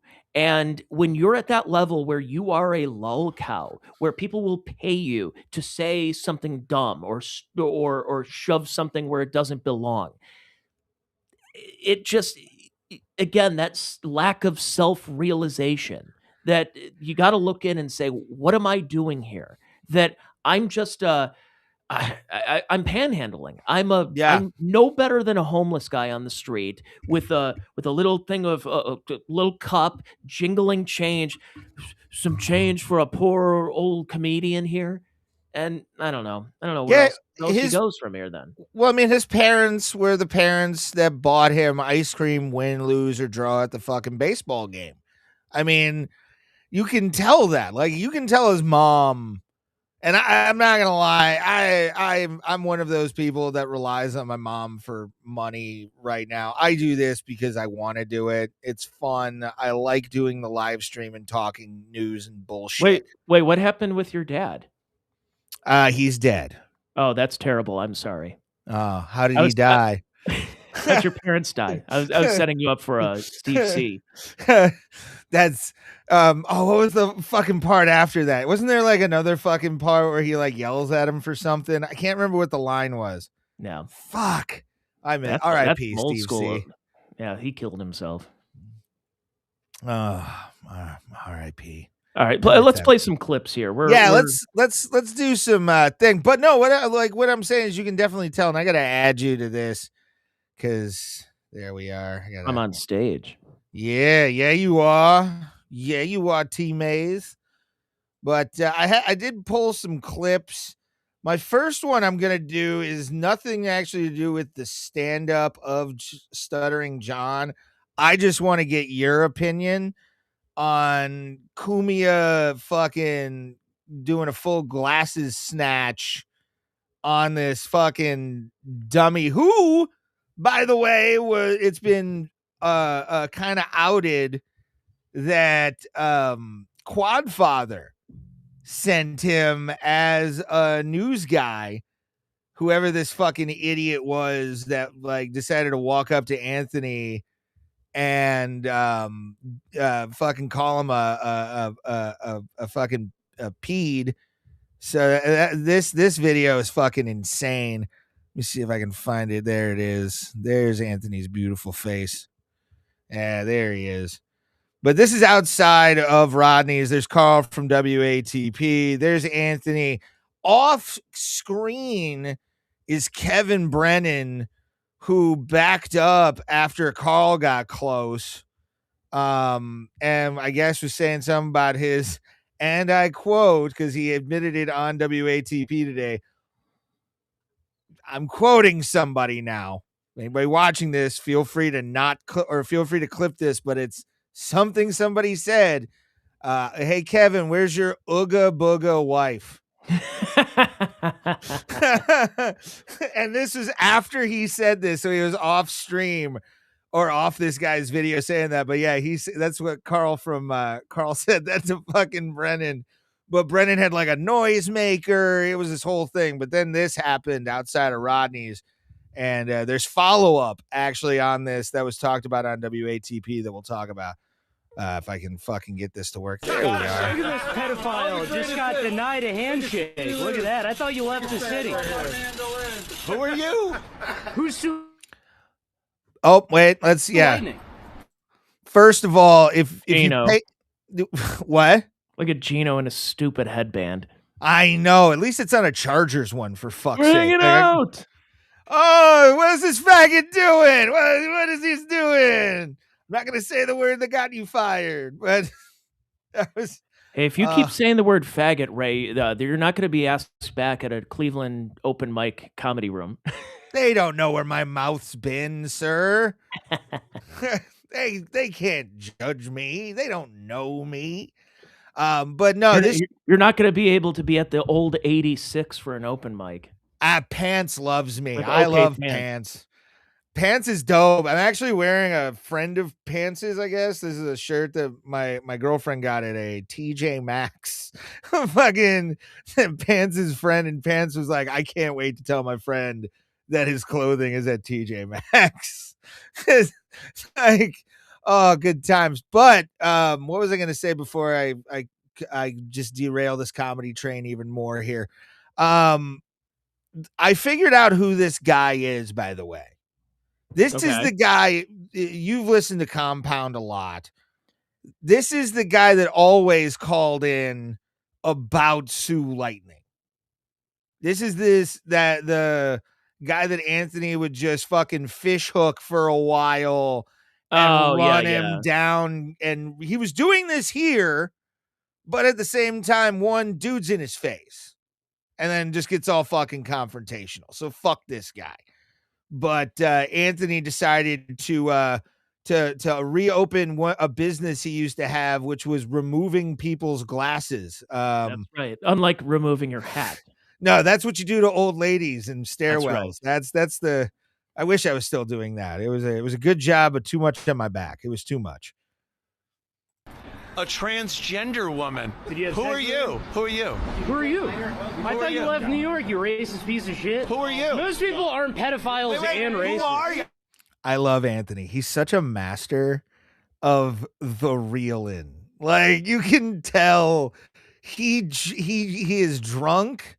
He's in the most home court advantage one man can have in New York City outside of the Don of New York, and he is reeling this little shit in. This is awesome. Let's continue. I'm asking who you are. I am a person that recognizes a scumbag on the streets of New York. Boom, there it was. Down goes liberal. Down goes liberal. Oh my God, stop the fight. The glasses have been removed. Isn't it beautiful, T? Don't you wish more people would fucking do this to these kind of assholes? Well, yeah. What? The Anthony did this, or somebody comes up and pesters them? Because I think a lot of people, they like to fight and talk online, but you got a problem? Then let's talk it out. Let's talk it out right now. Here. Speaking of that, I do have a video of Stuttering John trying to do that to Stevie Lew, and it's adorable. Like, it's drunk uncle behavior. It's beautiful. But let's I want to just kind of go back for a second, watch him just reel him in, and then we'll finish the video. Scumbag on the streets of New York. There it is. Bam! Get the fuck out of my face. Wow, look at that. Scumbag. Look at that. Yeah. Yep. See that? And You're he lucky is I don't press charges. Yeah, you're lucky I don't press charges. Press charges, you mo. Come on, dude. You walked up to somebody on a public street sidewalk and you're going to fucking do that? No. It's what guy got what he deserved, dude. Oh, yeah. Like, straight up. I wish more people would do this to people. It would, a lot less bullshit would happen if we started and I don't mean to go full Gavin McGinnis on this show tonight, but it would be nice if we had some full-fledged shame for this kind of fucking behavior. And it would be nice if this kind of stuff happens. But people are doing so for content. Wasn't there a guy in New York just recently who was throwing quote unquote snowballs at cops, and he was doing so?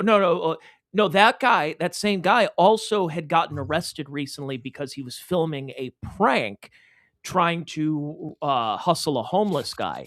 And it's like, oh no, it's a goof. And everybody's doing all this stuff for some kind of content instead of just having a moment. It's like, oh, it's Anthony Cumia.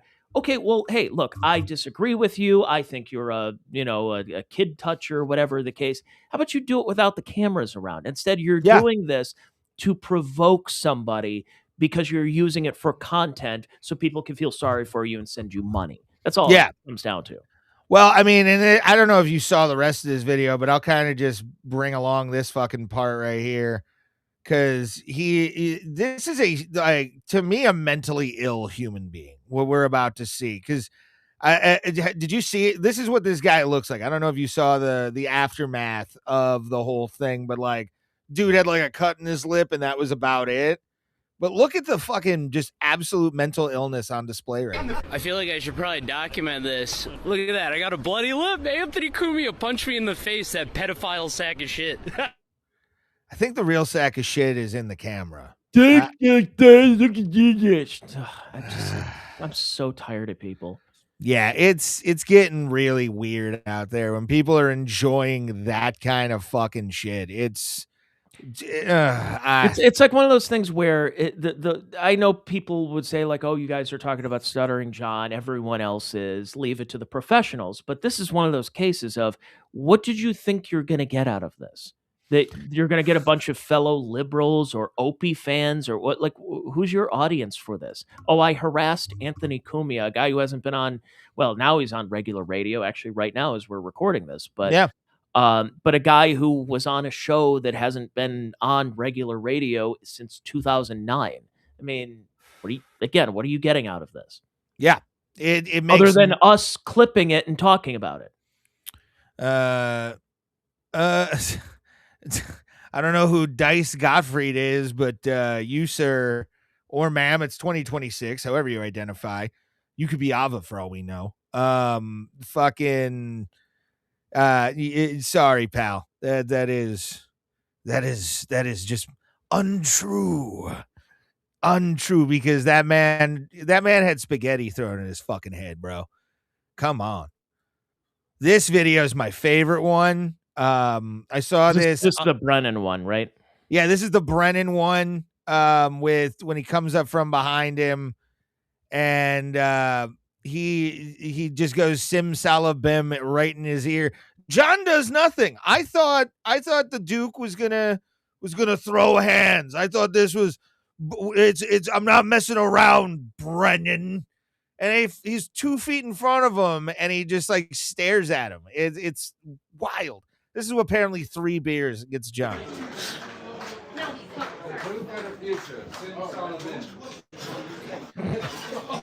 I love Brennan just like gets this, like this close and then just goes, I'm gonna walk away. We're not gonna go anywhere. He's such a boomer with that phone though. He just pulls it out and it's like the Zapruder film. It's all shaky.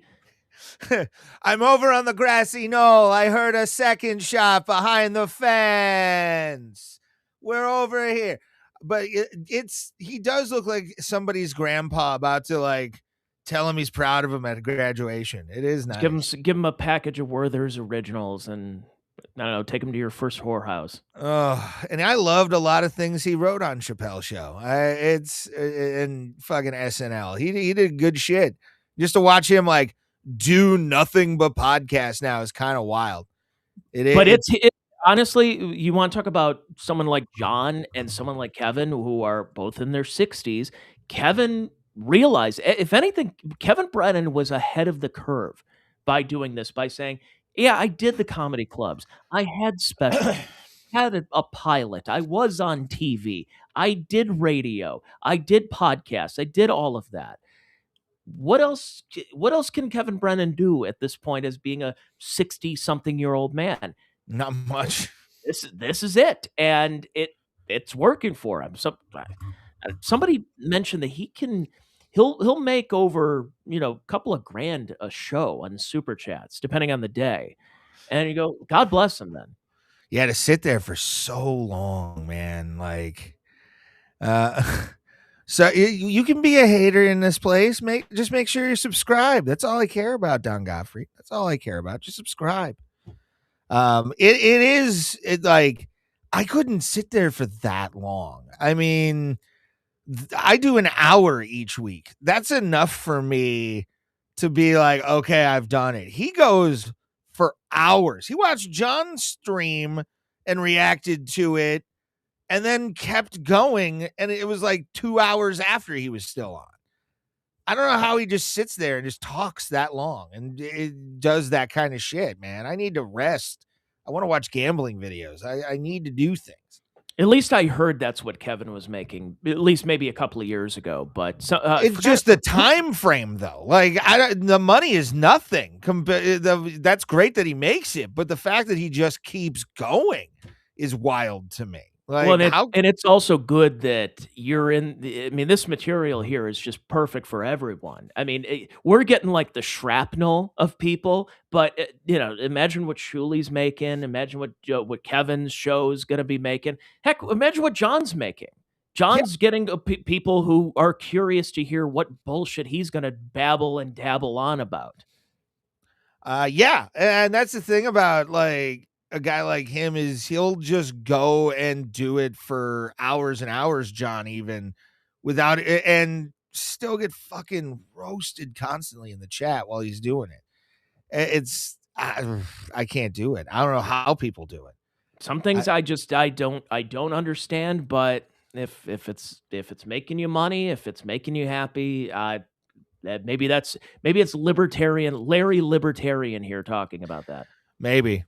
I want Larry Libertarian to actually be a thing. You and Steve or Terry McNeely could have a podcast where it's York, the Libertarian character, and his like super lib character. Oh yeah. What happened to Steve Mudflap McGrew? Remember that? I saw he was on a bill for something recently. Wasn't Funny Farm, but it was some comedy club. Somebody was performing with Steve McGrew. And Johnny Baker. R.I.P. R.I.P. They're all dropping dead. He shows up in my fucking and I never listened to Bob and Tom. I never knew who he was until people started sending me stuff. And I think the one baseball thing he did where it was something he worked with or that showed up on my algorithm.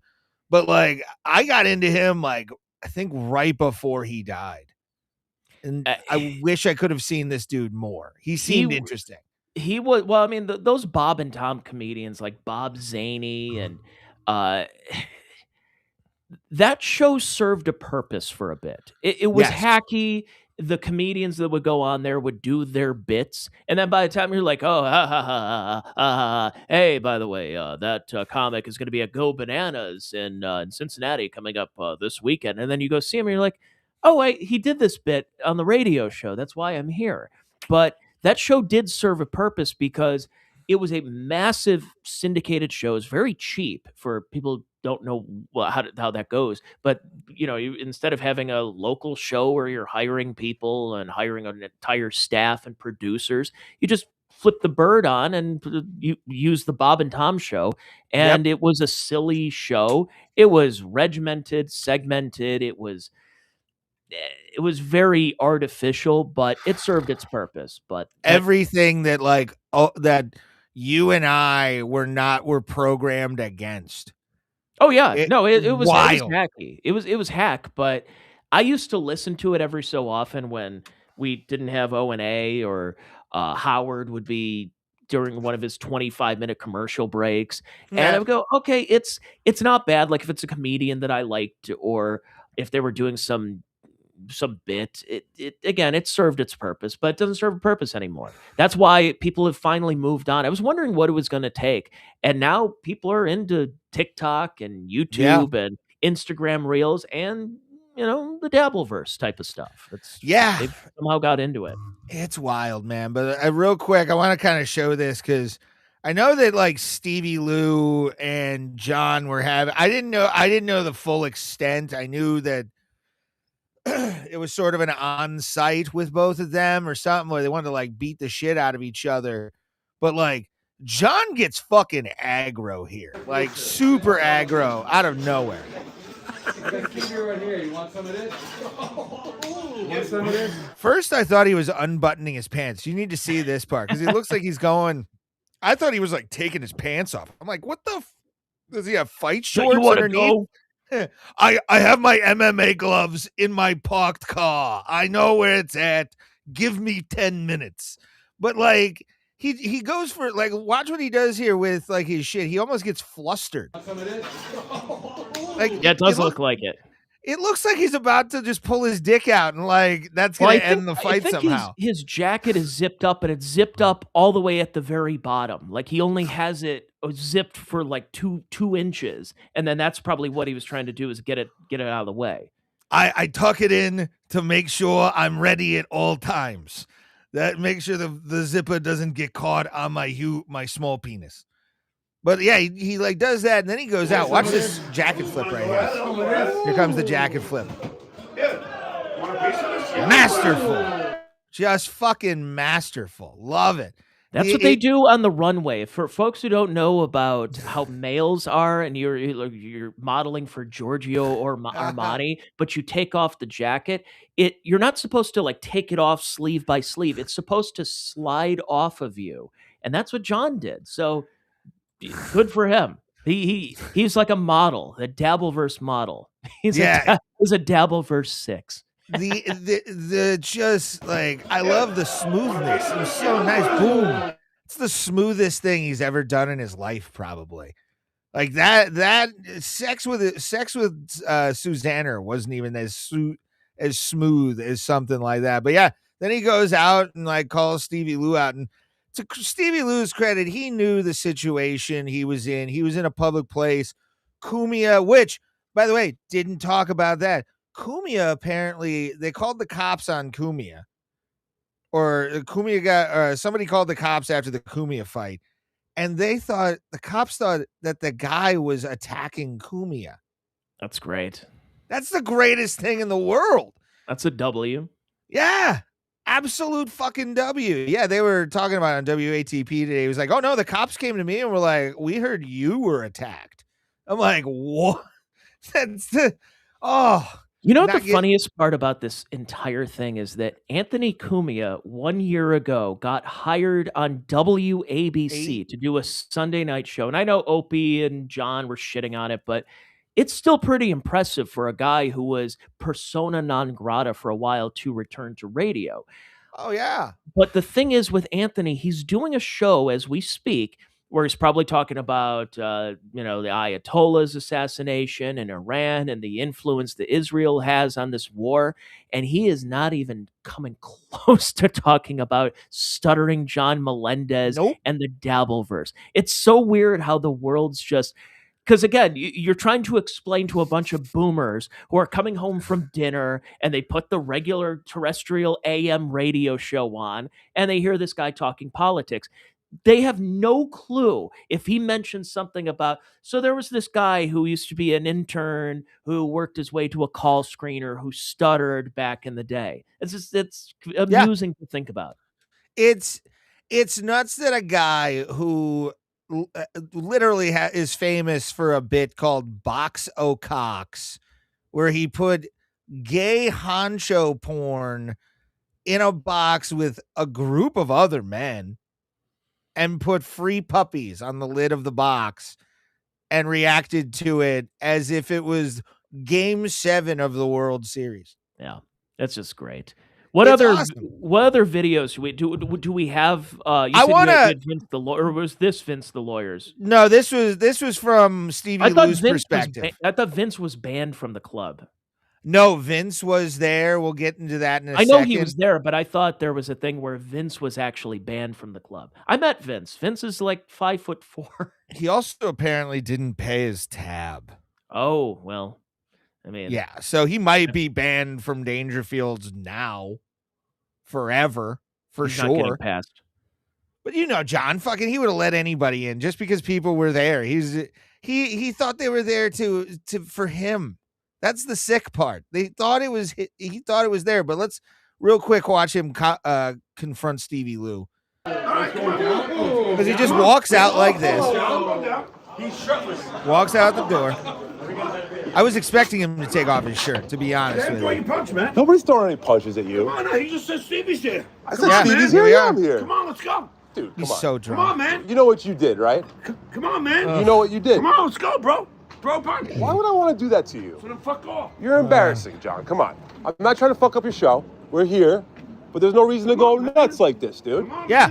You're not scaring nobody. It's not part of this, Then he just walks back in. Like, that's my favorite part, is after doing all that, he just like, I'm going to go inside. I'm cold now. Like, that's what that was. What point in the night, like, is this before the show? This is before the show. Like, John's waiting to go up, and I think there was like a host on at the time. Everybody was in the showroom at the time. So he's already drunk. His voice is already hoarse. Yeah. I mean, and by the way, if Stevie Lew, who's a big guy, would punch John, that's elder abuse. Yeah. It'd be like kicking it. Stevie's like my age, or he's like 40, and John's in his 60s. Hitting him is just not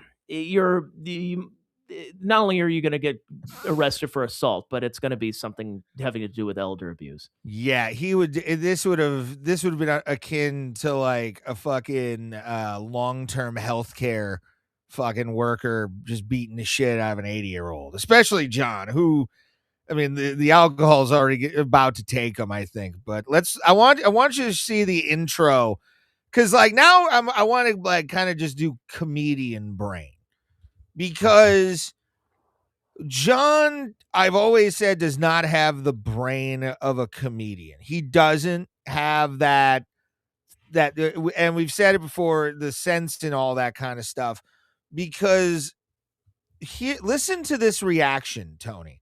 Listen to this fucking reaction. Oh no, this is not it. Let me grab the other one here. I tried to get them organized. It just didn't. This shit wasn't working. Where is it? I think this is it.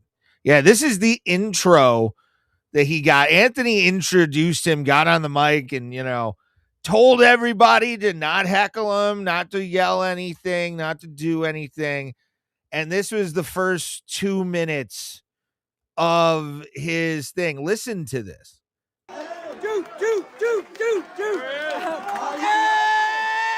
Getting a standing O.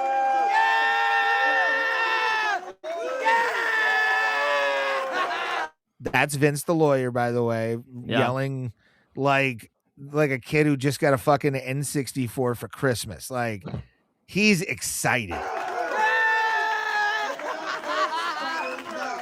Dude. I'm gonna die. No. He's so mad. Eric, this is... The face he makes too, like when I think it's right over like by here. There's a picture of him looking like he has no idea how to react to what's going on. No idea. You can tell him and Ava have this plan to fuck this up from the like onset, and he doesn't know if this is gonna get over with anybody or anything like that. But I'm going to be the 90th person to say this after Shuli, Cumia, and everyone else. John had he committed 2 mortal sins. One of them was not doing his time. The other mortal sin was he should have done his act, and he abandoned it. All you had to do, what your act is. I don't care how drunk. At this point, it's got to be muscle memory. You're doing the squeegee bit. You're doing all the other stuff in there. Talking about how your kid is a little kid, even though they're in their like 30s or something. You do that. That's your job. People are going to probably heckle the punchline out. Just do it. Do the Bill Burr thing. Look at your watch going 35 minutes left. You and I saw Bill 2 weeks after that.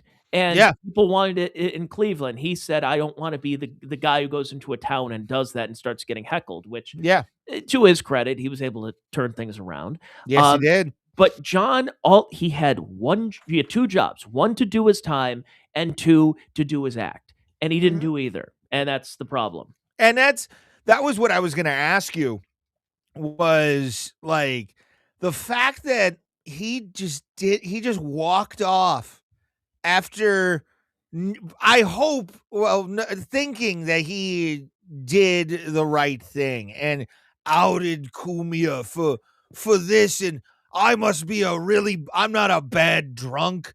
Cumia, you were intoxicated when you bit Daniel Brand's hand, and you were drunk. No, you're just a piece of shit. Like, you're just an asshole. Called black women savages.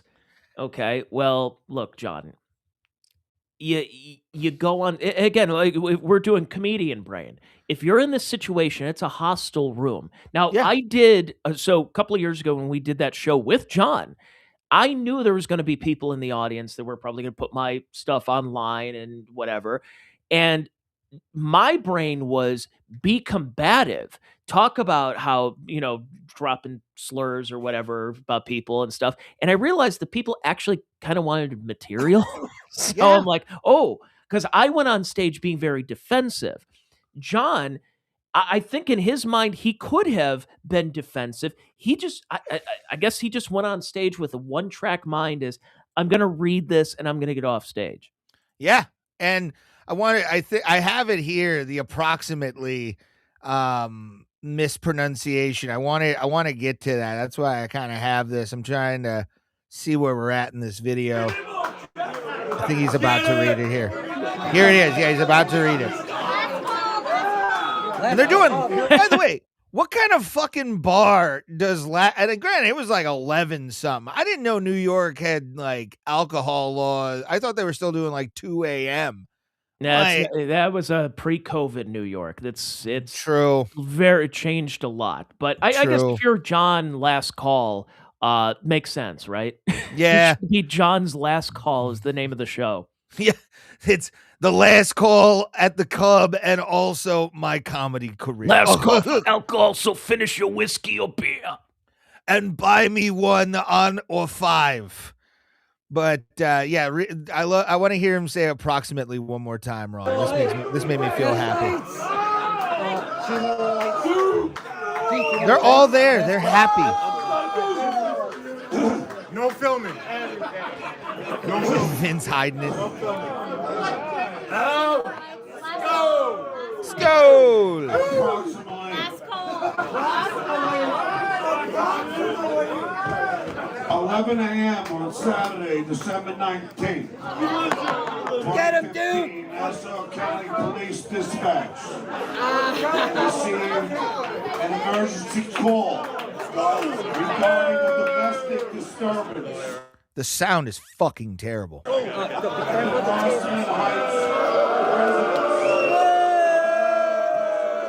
Do your act. Do your act. There are a few like crowd chants that I have too. He's just. Did you see that smile, by the way? That he has like a smile. Look at that. Just. I'm not gonna give them an inch. Look at that face. That's a face only a Swedish mother could love. Like that is absolutely just an evil human being right there. Oh. Oh yeah, they start chanting squeegee.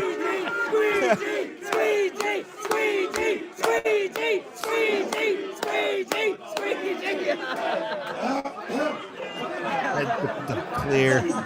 Oh, I don't have it on this clip. All right, hold on. There's another one that I have here. I uploaded these weird. Let me see if this is the one. Yeah, I think. Oh no, that one's a different one. Fuck. God damn myself for not preparing. Although still better than John for some reason. I don't know how that's possible. Hey, at least you actually have stuff to prepare for. A lot of these guys like John just go live. I'm live. It's the Duke. I'm in Cape Coral. The death of comedy is the words. What do you want to talk about? That's fucking. Once you reach there, you're done. I think this is the part though. Let's see. Oh no, this is when everybody's. Here's my another great part. He after that smile and after what he thinks is going on, an Anthony chant starts. Anthony becomes the fucking center of this whole goddamn thing, and people just go away from what Stuttering John's saying.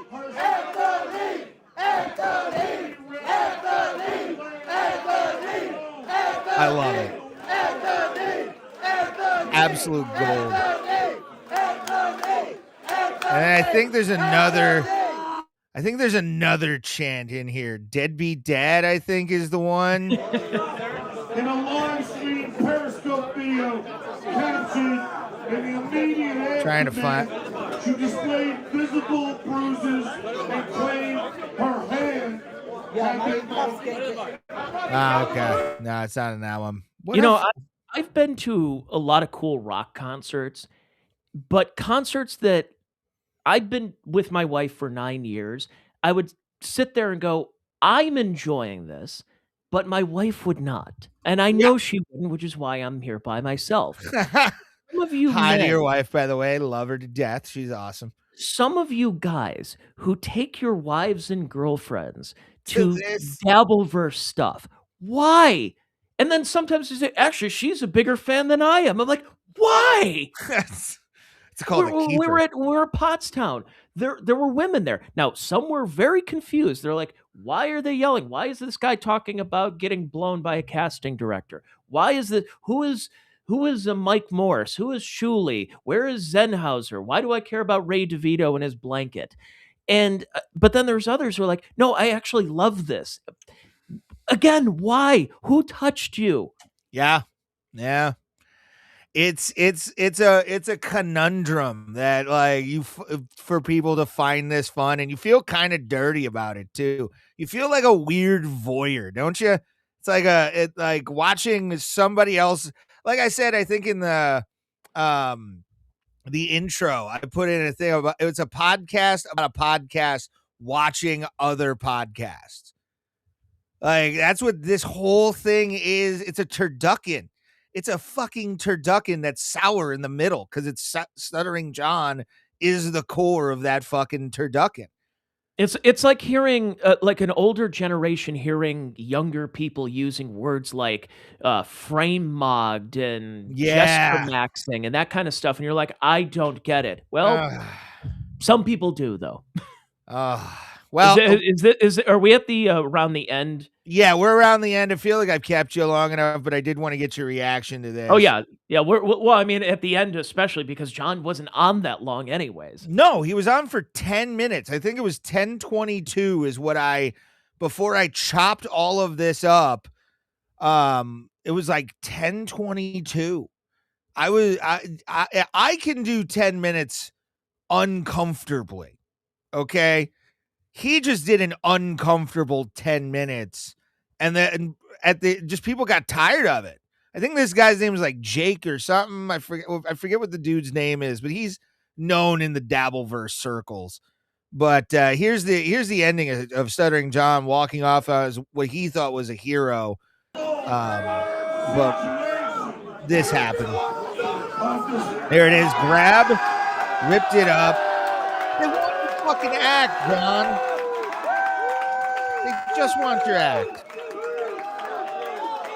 That's the weirdest part about this whole ending is just he wants applause. He wants to be loved, and nobody is looking at him. They're all off to the side with whoever that fucking guy was.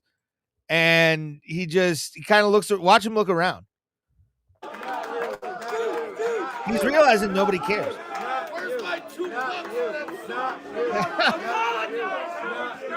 And he gets his beer. Stone. Thank you. And he's out. Takes his ball like Steve Austin and goes the fuck home. Ew. But that's the thing, though. You're in the audience. God forbid, like, I don't know. Like, there's some parts of me that would have loved to have been there, and there's other parts that I thank God I didn't make this trip. You're there in this audience. He's doing this completely unfunny, uncreative, preachy thing, whatever that was.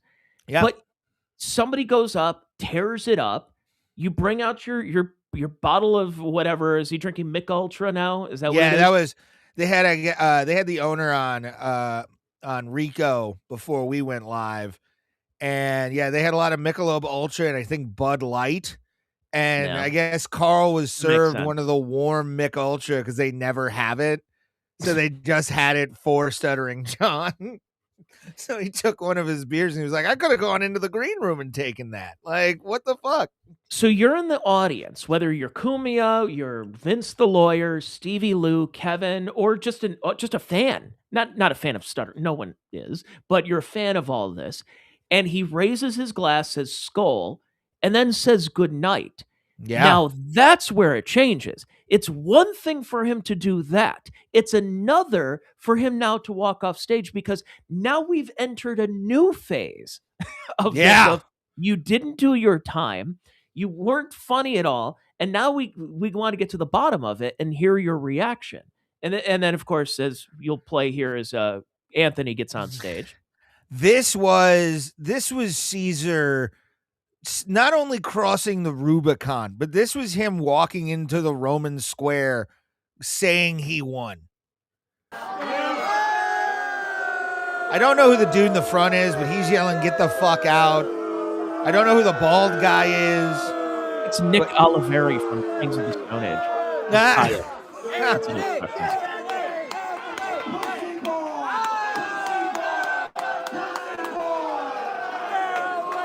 Anthony just yelling, "Pussy boy." Pussy boy. And he walks off. Pussy boy. Pussy boy. Wow. I've seen fucking hypnotists lose rooms.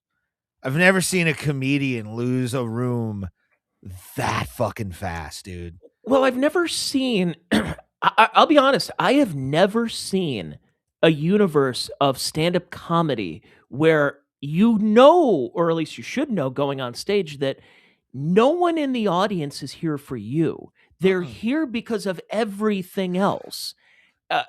You and I have done shows. We've seen shows of people that may not exactly like that comic on stage, but you go because your girlfriend likes him or her or whatever. But the whole crowd is like, I'll give you a great example. Gallagher. Yeah. I went to the infamous Gallagher show. Yeah, the funny stuff. Yeah. I was there the whole time. He was up on stage for over 3 hours, was not funny. He was taking his shirt off. He didn't have the strength to smash watermelons anymore, so it had to be pies or apples or small fruit. That was about it. But he was really unfunny. But at least people went there because they're like, oh, I remembered seeing Gallagher at my grandma's house in the 80s on Showtime. Instead, no one at a Stuttering John show in New York. Now, it's different if you're in Ames, Iowa, where it's somebody that watched the Howard Stern show and they booked a comic. You're in the heart of the Dabble. There's basically a couple of areas where the Dabbleverse is really big. If you looked at their numbers, I would say New York City is probably number one. Huge, yeah, because of who's involved. I mean, that's the thing. I guarantee you a lot, because they did say that some people flew in for that. Like, got on a fucking plane and flew in for that fucking. I know nightmare. Dr. Steve considered going, and there were other. He ended up just super chatting a few times. And by the way, to nice guy, nice podcast, Stupid Live. I don't have enough people, I don't think, to do super chat, like the super chat thing. So I don't really do it. Yeah, I'm working on it. Thank you, by the way. I got four people actually subscribe. So thank you guys for subscribing. Hopefully I'll see you guys next week when you guys come through. But yeah, dude, he thought he was going to get one over on everybody. And the next morning, Coke Brain or whatever came through. He still sounded as stupid as ever, just taking some weird victory lap. I don't understand how somebody can come back from that, but he decides to. Makes no sense. Makes no fucking sense. It's so funny because after the beginning of the Dabbleverse, or at least when it really kicked off with Uncle Rico a couple of years ago, and John went away from the podcast. He stopped doing his podcast, stopped doing the stream, and it gave Shuley and them virtually no material. All right, we're starting to run low. We have to find old things John said in 1991 on the Stern show. You're really stretching. But then he comes back doing his show. John, you're just giving them material. You don't want them to rip on you? Then don't do a show. But we're past the point of you getting in their good graces. You're at the point where you are a lol cow, as they say. Oh, yeah. And everything you say and do, you're just giving them more material and giving them more money. And if you think it's because, hey, more people are talking about John, that means his fame is going up. That's not how this works. Nope. It certainly is not how it works. And if he's going to continue, is that his cognitive dissonance? Is that him just saying, no, I did great. I was wonderful. Just like is he O.J. Simpson? I didn't kill those people. I didn't kill my wife. I can't believe that was. It was Charlie. It was, Charlie was the one who had the glove. Them's were the ones that were fitting him. And, I said, man, you're crazy, Charlie. I hurt my hand because I found out Nicole had died and I smashed an ashtray at the Chicago hotel airport. Okay. Yeah. It was like, if that's what he's going to do about this and lie to himself and say that he pulled one over, that he's not, I don't think he's stupid enough to think people were cheering for him, but I think in his mind, he dropped a bomb and he walked away from the wreckage. Yeah. And the sad thing is he still wants to fly again. Like he wants to Icarus himself even more. Then if he wants to do that, then Shuley needs to build an in-the-ground pool in his backyard with all the super chat money he's going to get from this. And I don't know, is Cumia doing a show tomorrow? I know he's in New York, but I don't know if he's flying back. I don't expect him. Either of you guys ever get paid $2,500 for 10 minutes of work? He needs to give that money back, though. If that's what he got. Because isn't it you should be guaranteed if you're doing your set. It's like if you're at work and you clock in, you punch in your card and out, that if you leave early, you're not getting paid the full 8 hours or 12 hours or whatever your shift is. You're paid to do 45 minutes. You went up on stage, regardless of whether you're funny or not, you still have to do 45. Yeah. And he did 35 minutes under what he was contractually obligated to. I got chastised by, and I love the guy to death, Jason Cross, great comedian out of Chicago. Love him to death. Nice guy, always upbeat. He even chastised me for not doing a full 15 as a host and didn't let me forget it the entire time. The fact that he got paid at all out of this is nuts. It's fucking crazy. So your prediction going forward is John is just going to continue doing a show like either nothing happened, I think he's going to get bolder. I think he is going to there's two outcomes out of this. Either John finally just gets tired of being a lol cow and actually does leave, which is the absolute not going to happen. We've seen this over and over again. He needs people to talk to, and he's a lonely fuck and doesn't know how to be alone with his own thoughts. Because if that's the case, he's got to pour Coors on it. The other one is I think this is going to go full circle, and he's going to accidentally lean into something. Because you can't miss this many times. And I'm not a supporter of John's. I'm saying this motherfucker's going to luck into something because of this Dabbleverse. He's going to luck into something somehow. And when we all kind of go, what the fuck just happened? He's going to ruin it just like he did everything else. We'll be right back here in a year's time. Don't get me wrong. But I think something's going to happen where something's going to luck out on him where he's going to have an opportunity to just fuck everything up again. I really think that. He's a material machine for everyone else but himself. Yeah. He's single-handedly kept Shuley employed, and the other thing is, it's so funny with Cumia of having a long-time radio career. He's back in radio, yet I got to tell you, he talks about politics on his show and social issues, but when he talks about Opie or Stuttering John, I am all ears. I don't know why. It's like someone of that level should not be. In fact, I actually brought that up last year. I was with Cumia and Josh Denny, and I asked him. I said, "Who has fresher material, Mitch Hedberg or Stuttering John Melendez?" And since Mitch Hedberg's been dead since 2005, and Josh Denny looked at me. He's like, "Oh, come on, you're not a Dabbleverse guy, are you?" Well, sometimes a car crash is fun to watch on the side of the road. And Tony, I'm going to be honest with you, my friend. I feel bad for keeping you as long as I did, No, it's man. good time.